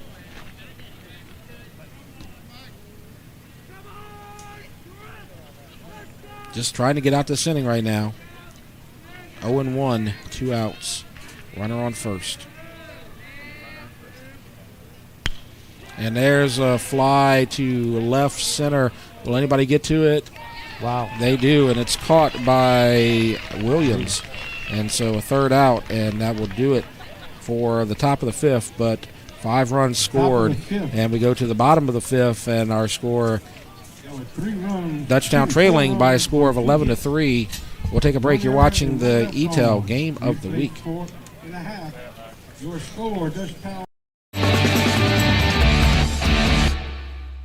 Well, I've had back pain now and then, but it got so bad I couldn't even bend over. I didn't want to resort to pain pills, so I chose Peak, hoping they could relieve the pain. They got me active again. I even lost weight. I believe in better. I chose Peak. Choose Peak Performance Physical Therapy. My shoulder pain got so bad I couldn't lift anything overhead. So I chose Peak Performance, and I can't believe how much better I am now. Peak really does get you back into the game of life. Choose Peak. Choose Peak Performance Physical Therapy. So we go to the bottom of the fifth. Jesuit with a 11-3 lead over Dutchtown, and we're at the J. Patterson shootout, and it features 15 teams, and it's being played at Johnny Ambo Park, Griffin Park, and Gator Park, and Zachary is also having some of the games, and it's a 3-day tournament named after former and local businessman, longtime area supporter Jay Patterson. And so you got Brother Martin, Denham Springs, Destrehan, Hahnville, Jesuit, Live Oak, North Shore, Rummel, Shaw, Sulphur, and West Monroe. Right now you got Dutchtown and Jesuit with the lead as we go to the bottom of the fifth, and the batter up to the plate, Reuben Williams, and he gets a strike called for the first pitch as Michael King's gone the distance. And there's a ball down low. So it's the 2, 3, and 4 hitters coming up for Dutchtown. That's going to be Reuben Williams, Tanner Vadney, Will DeLone. 1-1 the count. And that's up high and inside. Williams ducks and takes the pitch for ball 2. So 2-1 is the count. And quick work, and a fly ball to center field. Center fielder there, Morris, will make the catch. And so 1 out. And so 1 for 3 on the night so far for Reuben Williams as he flies out to center. Now Vadney, who is 2 for 2 on the night, and he scored 2 runs. So 2 of the 3 runs scored by Vadney. We'll see if he can get on base and kind of set the table for the Griffins right here. Yeah, again, if you're the Griffins, don't try to get it all back with one at bat. Put some runners on, put some pressure on Jesuit. Try to chip away. Maybe put reverse the roles and maybe get Jesuit to throw a couple balls around. Breaking ball, strike. Another breaking ball low, and so 1 ball, 1 strike to count with 1 out. Jay Patterson shootout, as we mentioned. We're in the middle of the shootout, and Dutchtown trailing 11-3 to Jesuit here early on. So swing and a miss, and Vadney in the hole. 1-2.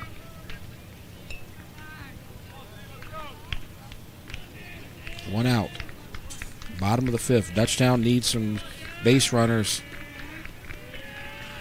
They trail by 8. And there's a drive to the shortstop.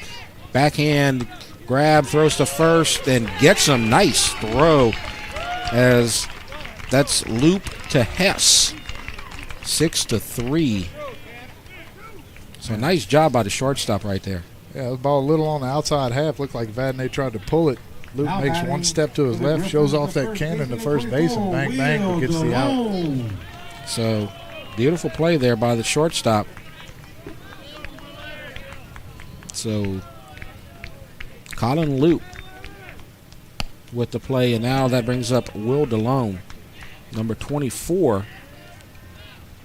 So he reached on an error, and then he flew out to shortstop.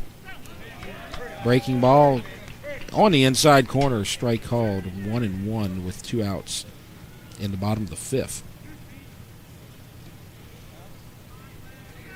They can't get any runs here. Dutchtown's going to be running out of time. And there's a base hit. So DeLone keeps the inning alive. Nice piece of hitting right there by Will. Didn't try to do too much. I mean, easy right now. You're down so many runs to try to, swing and try to bust something open when you don't even have a chance to do it. Got a good pitch you like, hit it right back up the middle for a base hit. And you're in a situation, they need to get some runs right here, because you're in the situation where you need more runs than you have outs left in the game. As there's 7 outs left in the game, they trail by 8. They need to make something happen right here and get this game back manageable before they get to the 6th and the 7th inning. Yeah, we've seen Burrell hit the ball hard a couple times already tonight. So Burrell at the plate takes a strike on the outside corner. And so to count 1-1. So he's got a single on the night, and he also has a sac fly to left field, scored a run. So he's got an RBI. Actually has 2 RBIs on the night. And there's another base hit. So kind of setting up. Maybe King getting a little tired here. He's gone the distance so far, but he's thrown a lot of pitches. Yeah, another single by Burrell right there. And again, I mean, good piece of hitting right there, not trying to do too much. Didn't try to pull that outside pitch, hit it right back up the middle. Now Ickes will have his chance to do something. And he's been unsuccessful at the plate so far, as he's flown out to right field his previous at bat, and he takes a strike for the first pitch right down the middle. Yeah, might be trying to make King work right here. I think we've seen the majority of the hitters take till they see a strike this inning. Runners on first and second, DeLone and Burrell. Bouncer to third, and he'll take it unassisted to third, and the force out to get DeLone, and so that's going to do it. So they get out of the inning after giving up 2 hits, and so our score is still 11-3 as we go to the 6th, and we will take a break. You're watching the ETAL Game of the Week. The Title Law Firm has been fighting for our clients to get their best recovery for over 20 years. And now that tradition will continue to the next generation. Hi, I'm Rick Tata, the newest member of the Title Law Firm. We understand that it can be frustrating dealing with your claim. So we're here to help you get what you deserve. If you're seriously injured in an accident, call the Title Law Firm today. We're not just a face on an ad. Call 756-0007 when you're injured. You gotta call Tata.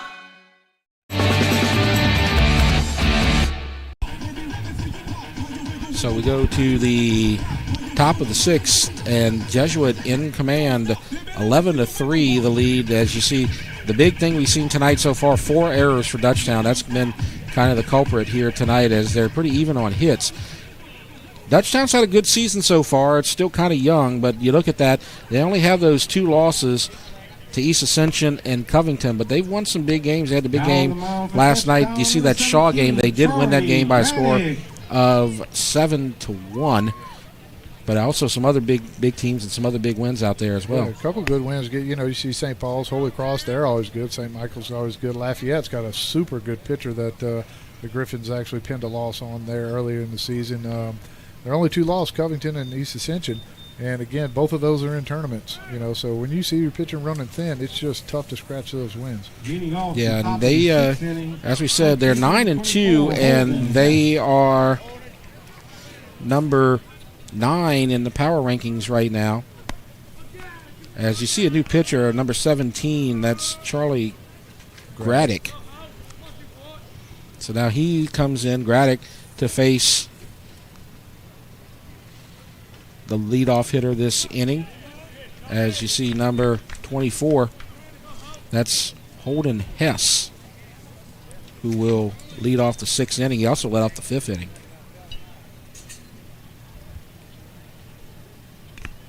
Swing and a miss, foul ball. Good breaking ball right there from Graddick. He was in strike the entire time. Sometimes you see, a lot of these breaking balls, and you can't understand why these guys aren't swinging at them, but the ones that are never a strike, they're the ones that are easier to take. That ball right there looked like it stayed in the zone for a very long time. Yeah, and Graddick, relief pitcher, he's a senior, so he's getting his facing his first batter tonight. So far we've seen 5 pitchers. Monso Grenfell, Hinkle, Pierce, and now Graddick. And the breaking ball on the outside corner. Ooh, that one just barely missed. And that's the one I'm talking about. Yeah, we're trying to backdoor that one right there. But if it's never a strike, you're rarely going to see the hitter offer at that. So that will even the count, 2-2. And there's a swing and a miss. So good fastball strikeout for Graddick. And so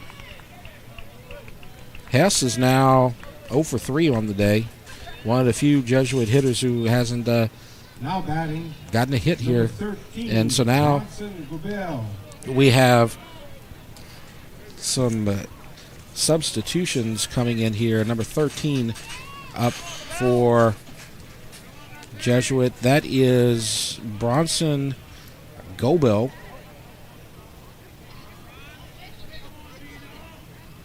So we'll get more about him in just a minute. Gobel is a junior pitcher outfielder, and he's in for Terry, presumably playing right field right now. As the pitch strike called, and it's even at 1-1. Good pitch. I thought that first pitch was a pretty good pitch, too. It must have been a little bit of down. Caught a lot of the plate. So this is Gobel again. And there's a drive to right field, and it's going to fall for a base hit. So Mayu's got to play it on a hop, and so Gobel gets his first hit in his first at-bat on the night.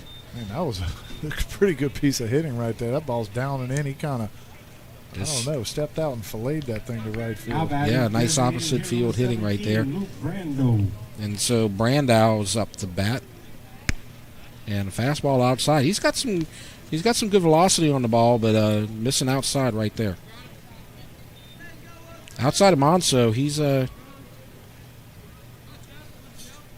probably had the most velocity out here. Yeah, when you can throw those breaking balls or your off-speed, curveball, changeup, what have you for strikes, then that's going to make your fastball even look better. But if you can't get your breaking ball or your changeup in there for a strike, then they're going to completely eliminate that from your repertoire and look dead red, and they'll be able to catch up to your fastball all night long. So you have the breaking ball right there, and it misses. So 2-1 is the count. Gobel at first.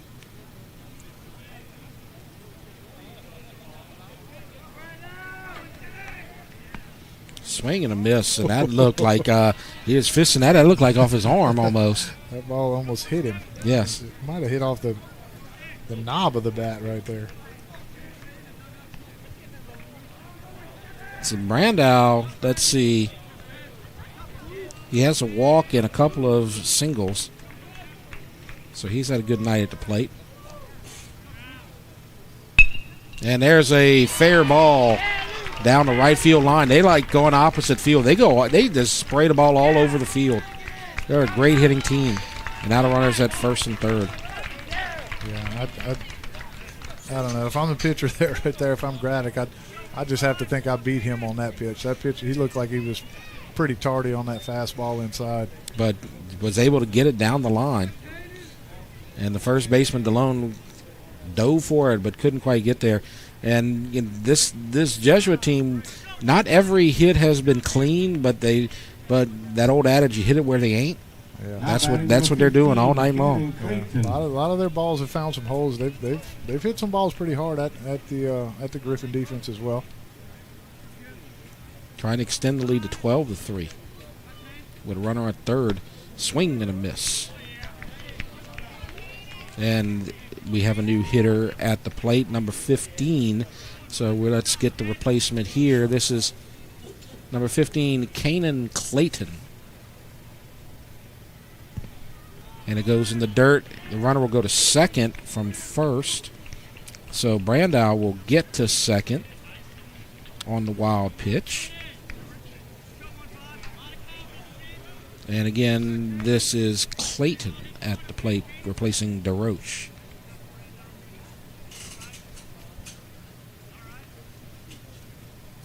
And a swing and a miss, foul ball. 1-2 the count.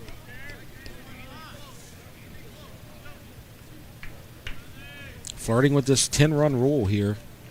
11-3, up 8, and the 12th and 13th run are in scoring position. And a fastball struck him out. Nice pitch, and Clayton is retired on a strikeout. So that's a good job. With runners at second and third, the Ducks are on the pond. You're able to freeze them with that fastball. Yeah, great execution right there. Fastball. The whole at bat was set up for that fastball away, and he executed, made the pitch he needed to make, and just locked up Clayton there for strike 3. And so Morris comes to the plate, number 9 hitter, but he's got a couple of hits and a strikeout. And there's a breaking ball. No dice. 1 ball. Just a little low, perhaps.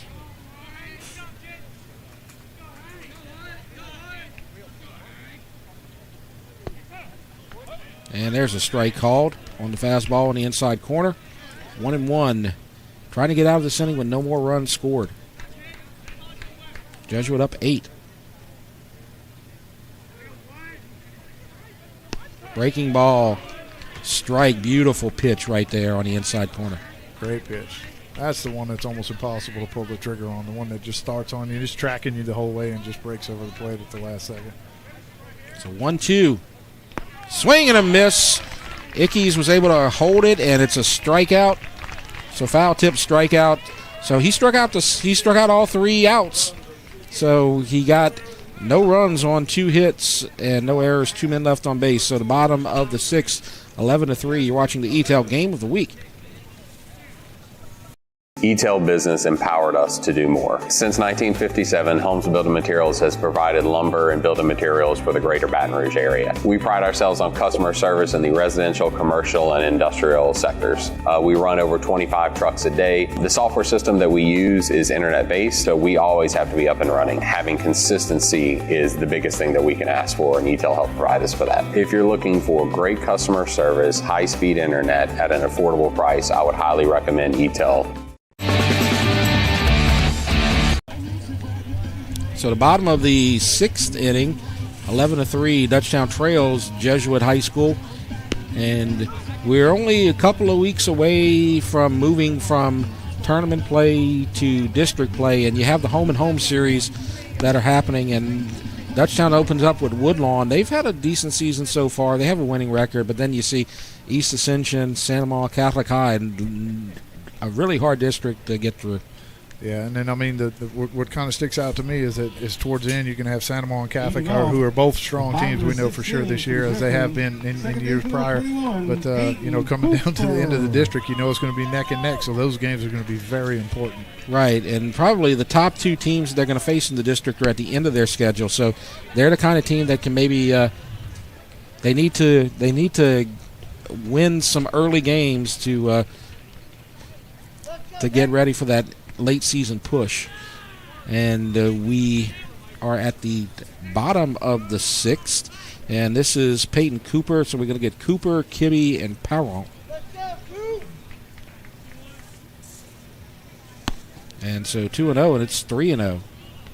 And at this point, King, he's gone the distance. He's thrown a lot of balls here. They just need him to get some strikes and get him something and get out this game without going to the bullpen, most probably. Wouldn't you think? Yeah, I mean, ideally, if you can get through a game with 2 pitchers, with the 4-game slate over the weekend, that's golden. But, I mean, if King can get them all 7 innings tonight, that'll be a bonus.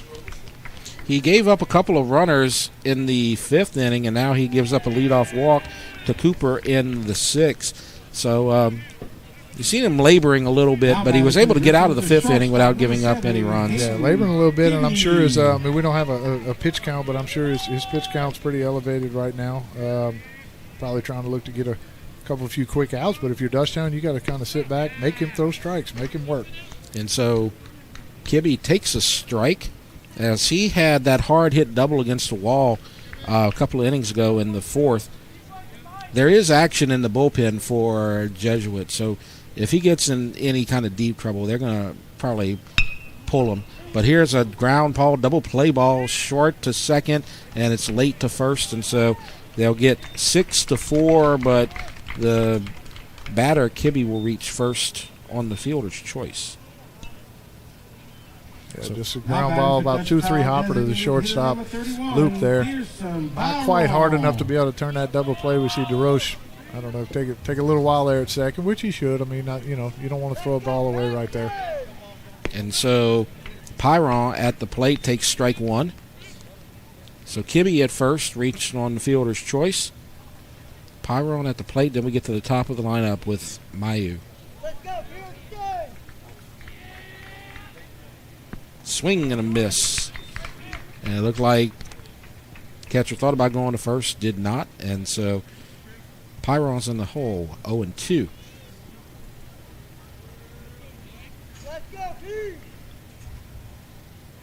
Not sure, real sure why Case Bone would even be paying too much attention to the runner at first base up 8 runs. No, I don't think he probably would have thrown it, but I think he was just kind of, hey, I know you're over there kind of thing, right? Exactly. So Pyron takes ball one, and then that set up for that third strike, but the umpire didn't give it to him. Evens the count at 2-2. That one's just maybe a little bit more outside than normal. Yeah, good try right there by King. I mean, go out there as far as you can until they start calling it a ball. Kibbe doesn't have a huge lead at first. Swing and a miss, and that time they chased the outside pitch. Setting that up right there, and was able to fish at it for the strikeout. Yeah, worked that one just back a little bit towards the plate, just a little bit more than the pitch prior. Just out of the reach of Pyron. So Pyron 0 for 3 on the night so far. Now we get to Mayu, who is 0 for 3 on the night as well. And he swings, hard hit foul against the net. 0-1 is the count. Leadoff hitter, he's hitting over 400 on the season, but he's made some contact tonight. He's flown out to shortstop, and he's flown out to right field. Also struck out in the second inning. And there's a pitch outside. He takes it. Good eye. 1 ball, 1 strike is the count.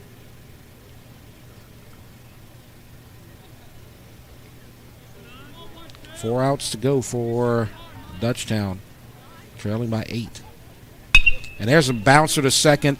Played perfectly, but a bad hop over the head of the second baseman. So Mayu reaches on a single. A seeing eye single with the funny hop, I guess, what you might say there. Yeah, because that ball was hit hard. It was definitely hit hard. Probably took a little bounce in that little lip from where the grass meets the dirt. Yeah, that's the one that if you're DeRoche over there, you're just kind of happy that one didn't get you in the face. Yep. So now runners are set up at first and second again, and now here's Williams, and Williams has a base hit on the night. Base hit would score one right here, and there's a strike called on the outside corner. King just loves that outside corner. 2 outs, 2 on. Kibbe at second, Mayu at first. And there's a ball in the dirt. Looks at Mayu, nobody there at the bag, so he gets back easily. 1-1 is the count. No more action in the bullpen. Apparently the pitchers are probably ready to go if they need them. There's a bouncer to second, and there's an easier play for the second baseman. Throws to first for the out, and Dutchtown is retired with no runs. No runs on 1 hit. No errors, 1 man left. And so we go to the top of the 7th. It's 11-3. You're watching the ETEL Game of the Week. Jesuit 11. ETEL business empowered us to do more. Since 1957, Holmes Building Materials has provided lumber and building materials for the greater Baton Rouge area. We pride ourselves on customer service in the residential, commercial, and industrial sectors. We run over 25 trucks a day. The software system that we use is internet-based, so we always have to be up and running. Having consistency is the biggest thing that we can ask for, and ETEL helps provide us for that. If you're looking for great customer service, high-speed internet at an affordable price, I would highly recommend ETEL. And so we go to the 7th inning, and the pitcher Graddick will be working his second inning. And the games of the week, you see we're here at Dutchtown this week. Next week we will be at Dutchtown as well, but we're going to be at the softball game as EA will be taking on Dutchtown. So we got a couple of weeks of softball, then we get back to baseball. Yep, we're only doing 2 softball games this year. We got kind of pushed back. Of pandemic kind of messed things up again, but we'll get 2 of them in. They're both going to be at Dutchtown, then we'll be back at baseball. Number 1, Colin. So a busy schedule ahead for the ETAL game of the week, and now we're at the top of the lineup. So Graddick will face the top of the lineup for Jesuit, Loop, Luciardi, and Casebone. And the first pitch, grounder to second, and it's up high. And it goes off the bricks, and he'll stay at first. So that's an error for the second baseman, Cooper. And that's the 5th error. That's been the story tonight. That's been the difference here between Dutchtown and Jesuit. Jesuit with the timely hits and Dutchtown with several errors here on the night. Yeah, and I mean, Jesuit made them count. You talk about the timely hits, but, the bases were pretty full whenever they, when we saw the mishaps from the Griffins, and that's when you make those runs count. They've had 2 innings where the errors kind of mounted up, and the pitching kind of just caused a few problems and gave up a few hits, a few unearned runs. As you see, the runs scored, you had 4 in the 3rd and 5 in the 5th. And that's where the difference is so far in this game tonight, as they've been able to score runs in bunches here off of the Griffin miscues. Yeah, and I mean, we talked about it when it was going on. We said you wanted to stay away from those crooked numbers. Get some outs. If they can only push 1 or 2 across, then that's actually a win. That's half the battle right there. You give up 1 or 2 runs. I mean, your deficit is only 5-3, maybe 6-3 right now, still within reach. So swing and a miss from Licciardi. That's going to take the count to 1-2 with nobody out. And a fastball, and they wanted it in the press box, but they didn't get it. Just a little bit outside, and it's 2-2. He's been giving that pitch all night, and they didn't give it to him right there. Oh, and then it comes back with the hit. Yeah, just kind of flew open on that breaking ball right there. Never had a chance to break across the plate. And that's unfortunate because it looked like he set him up perfectly. You've been talking about it all night. Set it up perfectly for that outside pitch. And the umpire was not generous at that point. Yeah. So now that sets up the number 3 hitter, Casebone, with nobody out in the 7th. Griffins kind of have themselves in a situation they saw back in the 3rd and the 5th where they gave away a couple freebies with the error and the hit by pitch right here. And that one's in the dirt, and the runner will take 3rd without a throw. So Loop with the steal. Not sure if that was a steal or not. You typically don't want to steal up by 8, but I mean, I think he read that pitch that was going to be low about halfway to the plate right there. Right. He actually had a nice little jump on that ball. I agree. I mean, he saw the pitch in the dirt and he took his chances. I don't think they're trying to put salt in the wound right here. I mean, baseball sportsmanship. You don't pour it on and steal up 8 in the last inning usually. Right.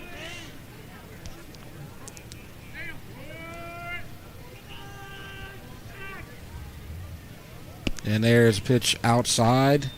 Just a little bit too outside again, and the count is 3-0.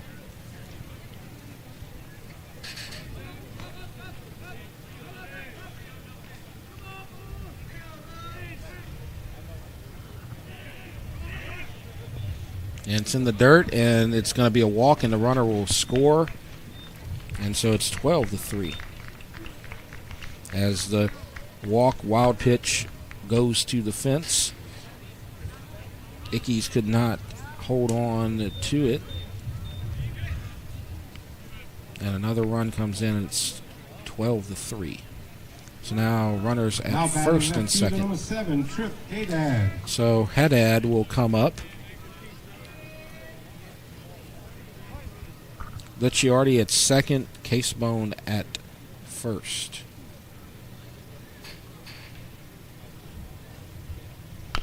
And there's a bouncer foul. 0-1 to count. So this is the 5th pitcher on the night. They've used 4 guys out of the bullpen. They haven't really used any of those guys longer than an inning or so, as Graddick probably has gone the longest here with an inning going into his 2nd right now. And as Mike said, there's a lot of games to be played this weekend, so you don't want to burn a lot of pitchers early on. Breaking ball, and there's the strike called. 1-2. I'm not sure where that pitch prior to that was. That looked like a good breaking ball as well. Yes, it did.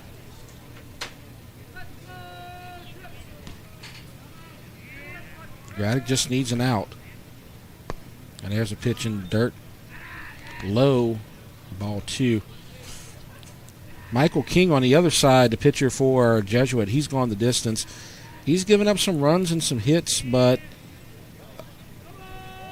kind of setting up, and they haven't used a lot of extra pitchers, so they got a lot of healthy arms going into the weekend, so they can pull this off and he can go the distance. They're pretty much set up for this weekend. Yeah, I mean, it's not that the Griffins haven't had base runners. They've had some traffic. Yeah. Just, they scored a couple in the 1st and 1 in the 3rd, but, King's kind of put the fire out whenever they started to ignite it. Last 2 innings, they've scored, or they haven't scored the runs, but they've had 2 runners on base. Both innings. Could not get any runs out of it, though. So they've been getting them in on the bases. They just haven't been able to put together a rally and string up a bunch of hits in a row.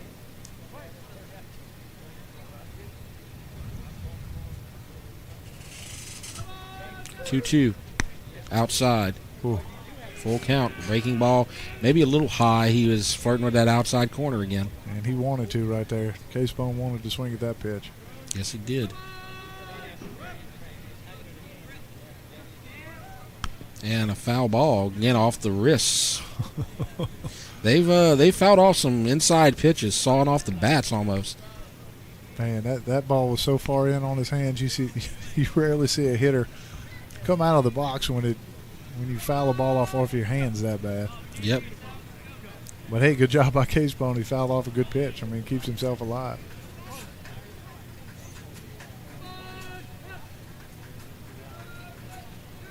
Three-two pitch. Swing and a miss. Ickes holds on. And that's the first out. So 1 out here in the 7th. And Casebone, that's his 2nd strikeout. He's 1 for 5 on the day with a single. Yeah, good job by Graddick right there to win that battle. I mean, that was a good at-bat by Casebone. He fouled off some of Graddick's best efforts right there and stuck with it and punched him out. So now another base hit.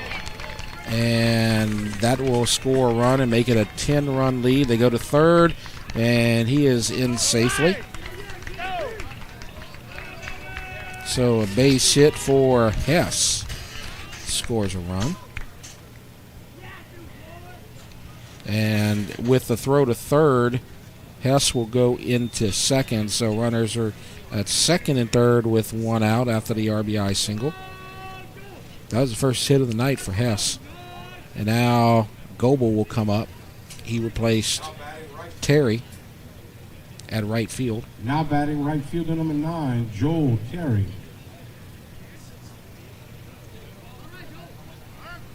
Well, yeah, that is actually Terry. So Goebel, I believe, came in at the, but it's Goebel at the plate right now. Terry at the plate, excuse me. And so we're going to get a little conversation here. I believe that's Coach Tomplay going to the mound and talking with the pitchers. Tough night here for Dutchtown. Just facing a good, hard-hitting, smart, disciplined Jesuit team, and they're up by 10 right now, 13-3. Yeah, I think you said the word, discipline. That's what we've seen so far out of Jesuit. I mean, they just don't get rattled. You see them give up a couple of runs. They kind of shut it down. They don't let the damage get too bad. And then on the offensive end, you see them just battle and grind every at bat.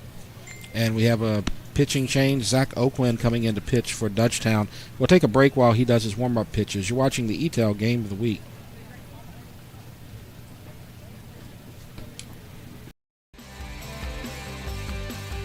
The athletic training staff of Dutchtown High School would like to thank Raising Cane's in Prairieville, the official chicken of the Dutchtown Griffins. Peak Performance Physical Therapy, Hollis Orthodontics, Tata Law Firm, Baton Rouge Orthopedic Clinic Foundation, Ross Downing GMC, for their support of the Dutchtown High Sports Medicine Program.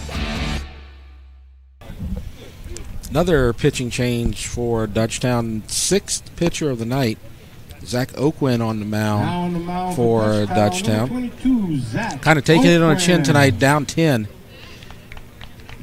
in the Jay Patterson shootout against the unbeaten 10-0 Jesuit Blue Jays, and you can see why they're unbeaten. They're just a really good team, and just good all-around solid baseball team, and that's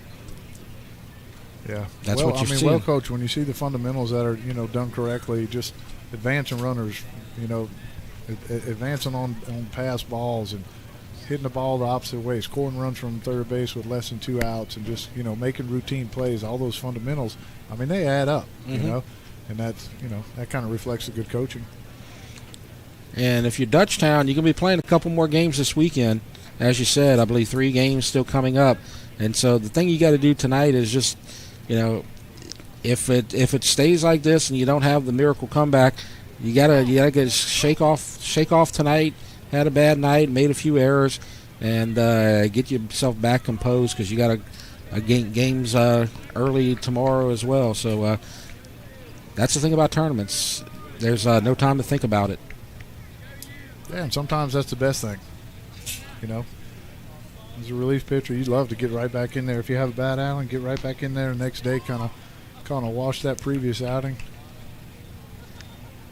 Some of these guys will get action again over the weekend, so it's just good to just see a little bit of time, and they're not overspending any of these guys. Nobody's really throwing a ton of pitches. Just trying to see what everybody's got out here and see who's going to be hot over the weekend. As first pitch, bouncer to second, is going to score another run, but the force out for the second out, second to first, so that would be Cooper to DeLone. So now 2 outs, and that'll bring up number 16 for Clayton again, huh? Yeah, that's actually number 16. Preston Berggren is the hitter. Preston Berggren replacing Brandow.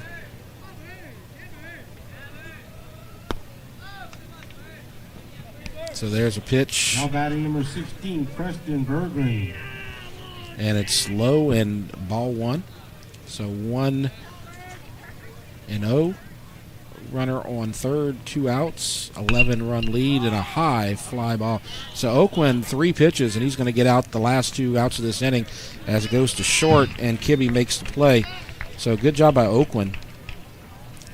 3 pitches, 2 outs. Can't ask for much more.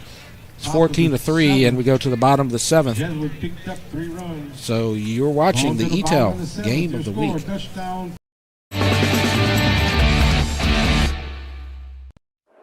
It's game day. A day that should be spent in the living room, not the kitchen. So next game, you just worry about the score, because we've got the food covered. With hand-battered, cooked-to-order, always fresh, never, ever frozen chicken fingers, craveable cane sauce, crispy crinkle-cut fries, and jugs of freshly made tea and lemonade. Raising Cane's Chicken Fingers, one love.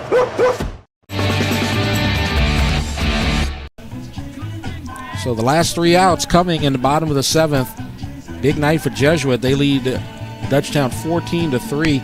Dutchtown had an early 2-0 lead, but then 14-1 after that. So tough night for Dutchtown so far.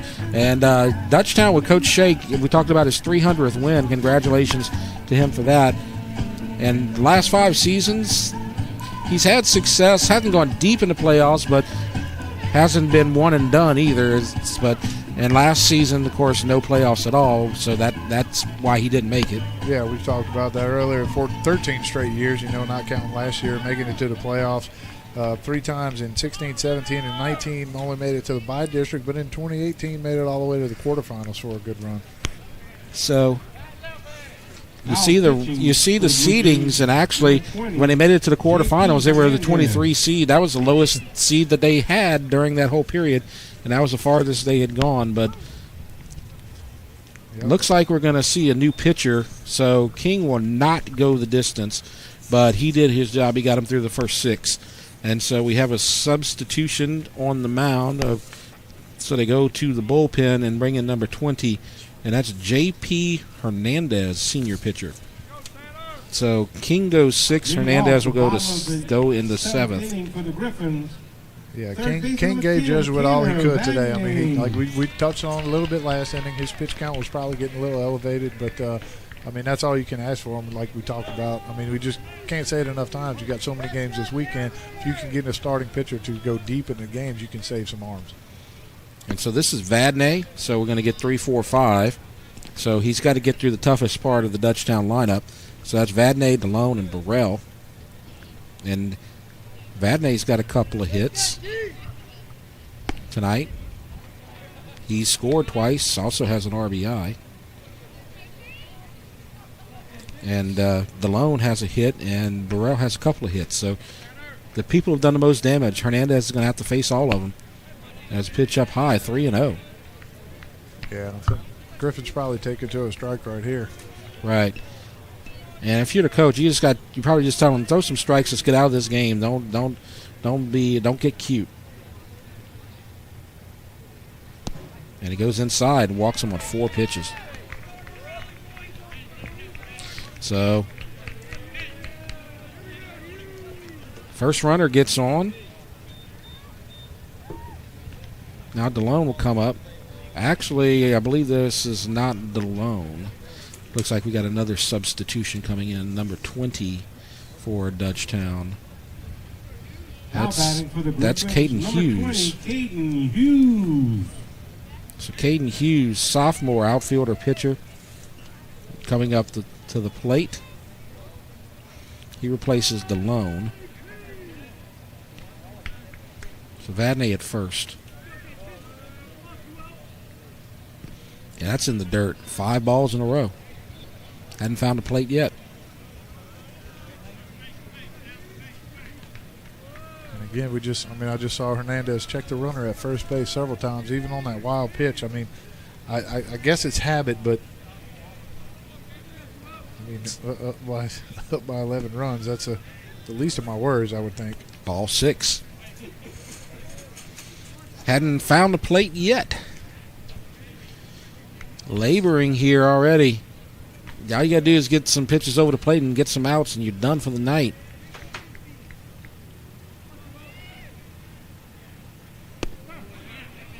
There's a strike. So the fastball inside, strike 1, count 2-1 with nobody out. Vadnais at first, not much of a lead. Bouncer, 3-1.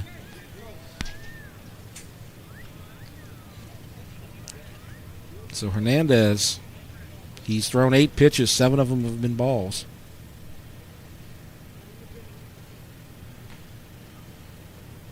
Vadnais probably not going anywhere. And there's a ground ball to short, and it's another home team bounce up high and a base hit. So Hughes gets on with a single in his first at bat. Vadnais goes to second. And you can have another pinch hitter. Number 14 for the Griffins coming up to the plate. That's Jason Burat. Jackson Burat. Jackson Burat. Yeah, you're right. Now batting for the Griffins, number 14, Jackson Burat. So Burat comes and replaces Burrell, who got a couple of hits. So Burat takes strike one. And they're going to have a talk. Head coach at Jesuit High, Kenneth Goodlett,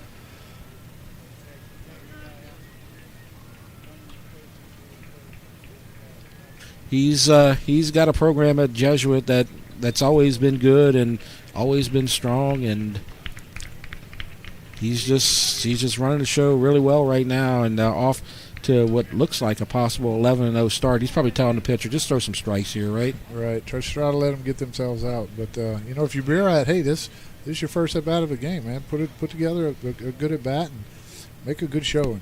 He's got that open stance, and he comes back with a strike. Long legacy of the Burats that have come through Dutchtown over the last couple decades, I guess. Yep, well, there's a lot of them. So Burat 0-2, and there's a ball high. Brings the count to 1-2.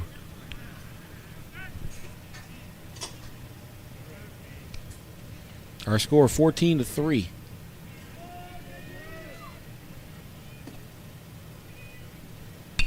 And there's a foul ball over the fence on the third base side. And the count will remain 1-2 to Jackson Burat.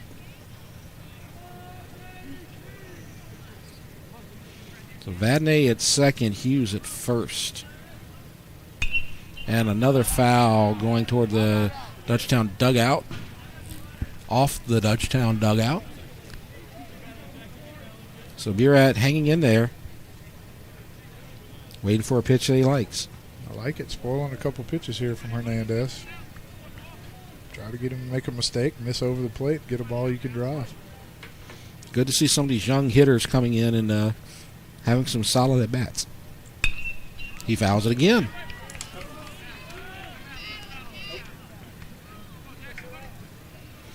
So Burat, he's a sophomore as well. So Burat and Hughes, both of them have good at-bats this inning.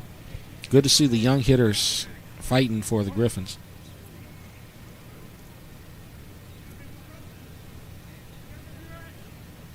One, two, foul. Actually, he did not make contact. He strikes out, and he's going to get to first base. He's going to be out because first base was occupied, I think. Okay, yes, it was. You're right. I thought he fouled tip. I thought it was a foul tip. So did I. Okay, well, regardless, runners at first, so yes, you're right. All right, now we have number 18 coming up to the plate. That's Grant Morrison. Now batting for the Griffins, number 18, Grant Morrison. So Morrison coming up with his first at bat and a swing and a miss. One out.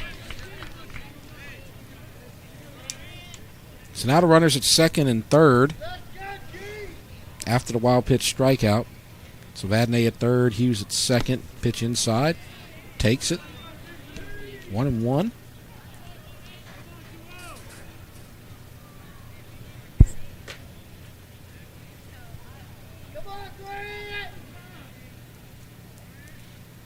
And there's a nice grab by the second baseman. Oh, boy, that was a beautiful play. Nice little ice cream scoop right there and grabbed by DeRoche for the second out. Tell you what, that was a big league play right there. Absolutely. I mean, you have to take the perfect angle to get that ball. DeRoche did that. Got up looking to throw, but great job by the base runners for Dutchtown. You know, freezing on the line drive. Neither one of them got caught off the bag and got doubled up. And so with 2 outs, 1 out remains. And at the plate, it's going to be number 1 for the Griffins. That's Abram Green, also a sophomore.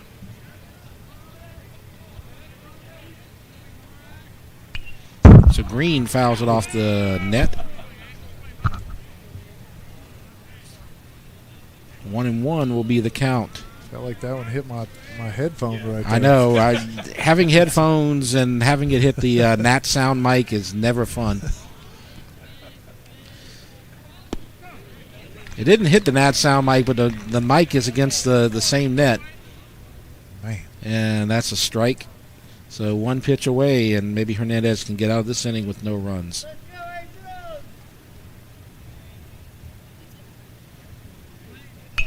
And there's a foul ball out of play over toward the track. So 1-2 with 2 outs. Jesuit looking for their 11th win of the season and no losses.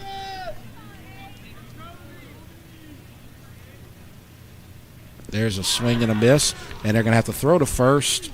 And they do, and that'll do it for this game. And that's your ball game. And so our final score will be 14-3. Jesuit with the win. We're going to take a short break and wrap it up and talk about what we saw and what we're going to have coming up. So we'll take a short break. You're watching the ETEL Game of the Week.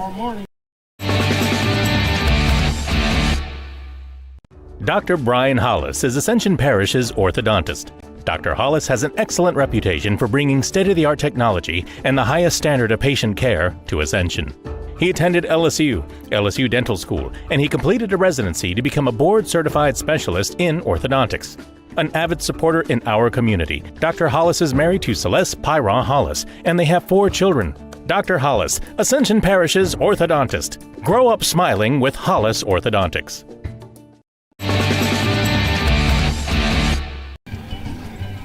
So our final score, 14-3. Jesuit with the victory over Dutchtown. I'm Jeff Porsche, and he's Mike Moeller. And tough night for the Griffins. They fall to 9-3 on the season. Jesuit advances to 11-0, but it's going to be another day tomorrow out here, and lots of baseball still to be played this weekend. Absolutely. Got to turn the page. I mean, the game started out really crisp for Dutchtown, and it just had a couple miscues that kind of snowballed, and it was tough to stop that avalanche, I guess. But like you said, tomorrow, another day, kind of wake up, play a good game tomorrow, kind of learn from this one and move forward. And you can see right there the difference in the game. You see 14 to hit 10, not a big difference on the hits, but those errors, 5 errors, that's what did it for Dutchtown. 2 really tough innings for the Griffins that kind of did them in. So that's going to do it for our broadcast tonight. Thanks to Mike Moeller. Thanks to everybody out there for watching. Thanks to our crew for another great job. Directing, the camera work was incredible, and thanks for making everybody. Thanks for everybody for making me look good out here, because that's a hard job sometimes. But had a good one out here. Thanks a lot, and that'll do it for tonight. So we'll see you next week for Dutchtown softball. Dutchtown versus EA will be our game of the week next week, so we'll see you then. So for Mike Moeller, I'm Jeff Porsche. We'll see you next time. You've been watching the ETEL Game of the Week.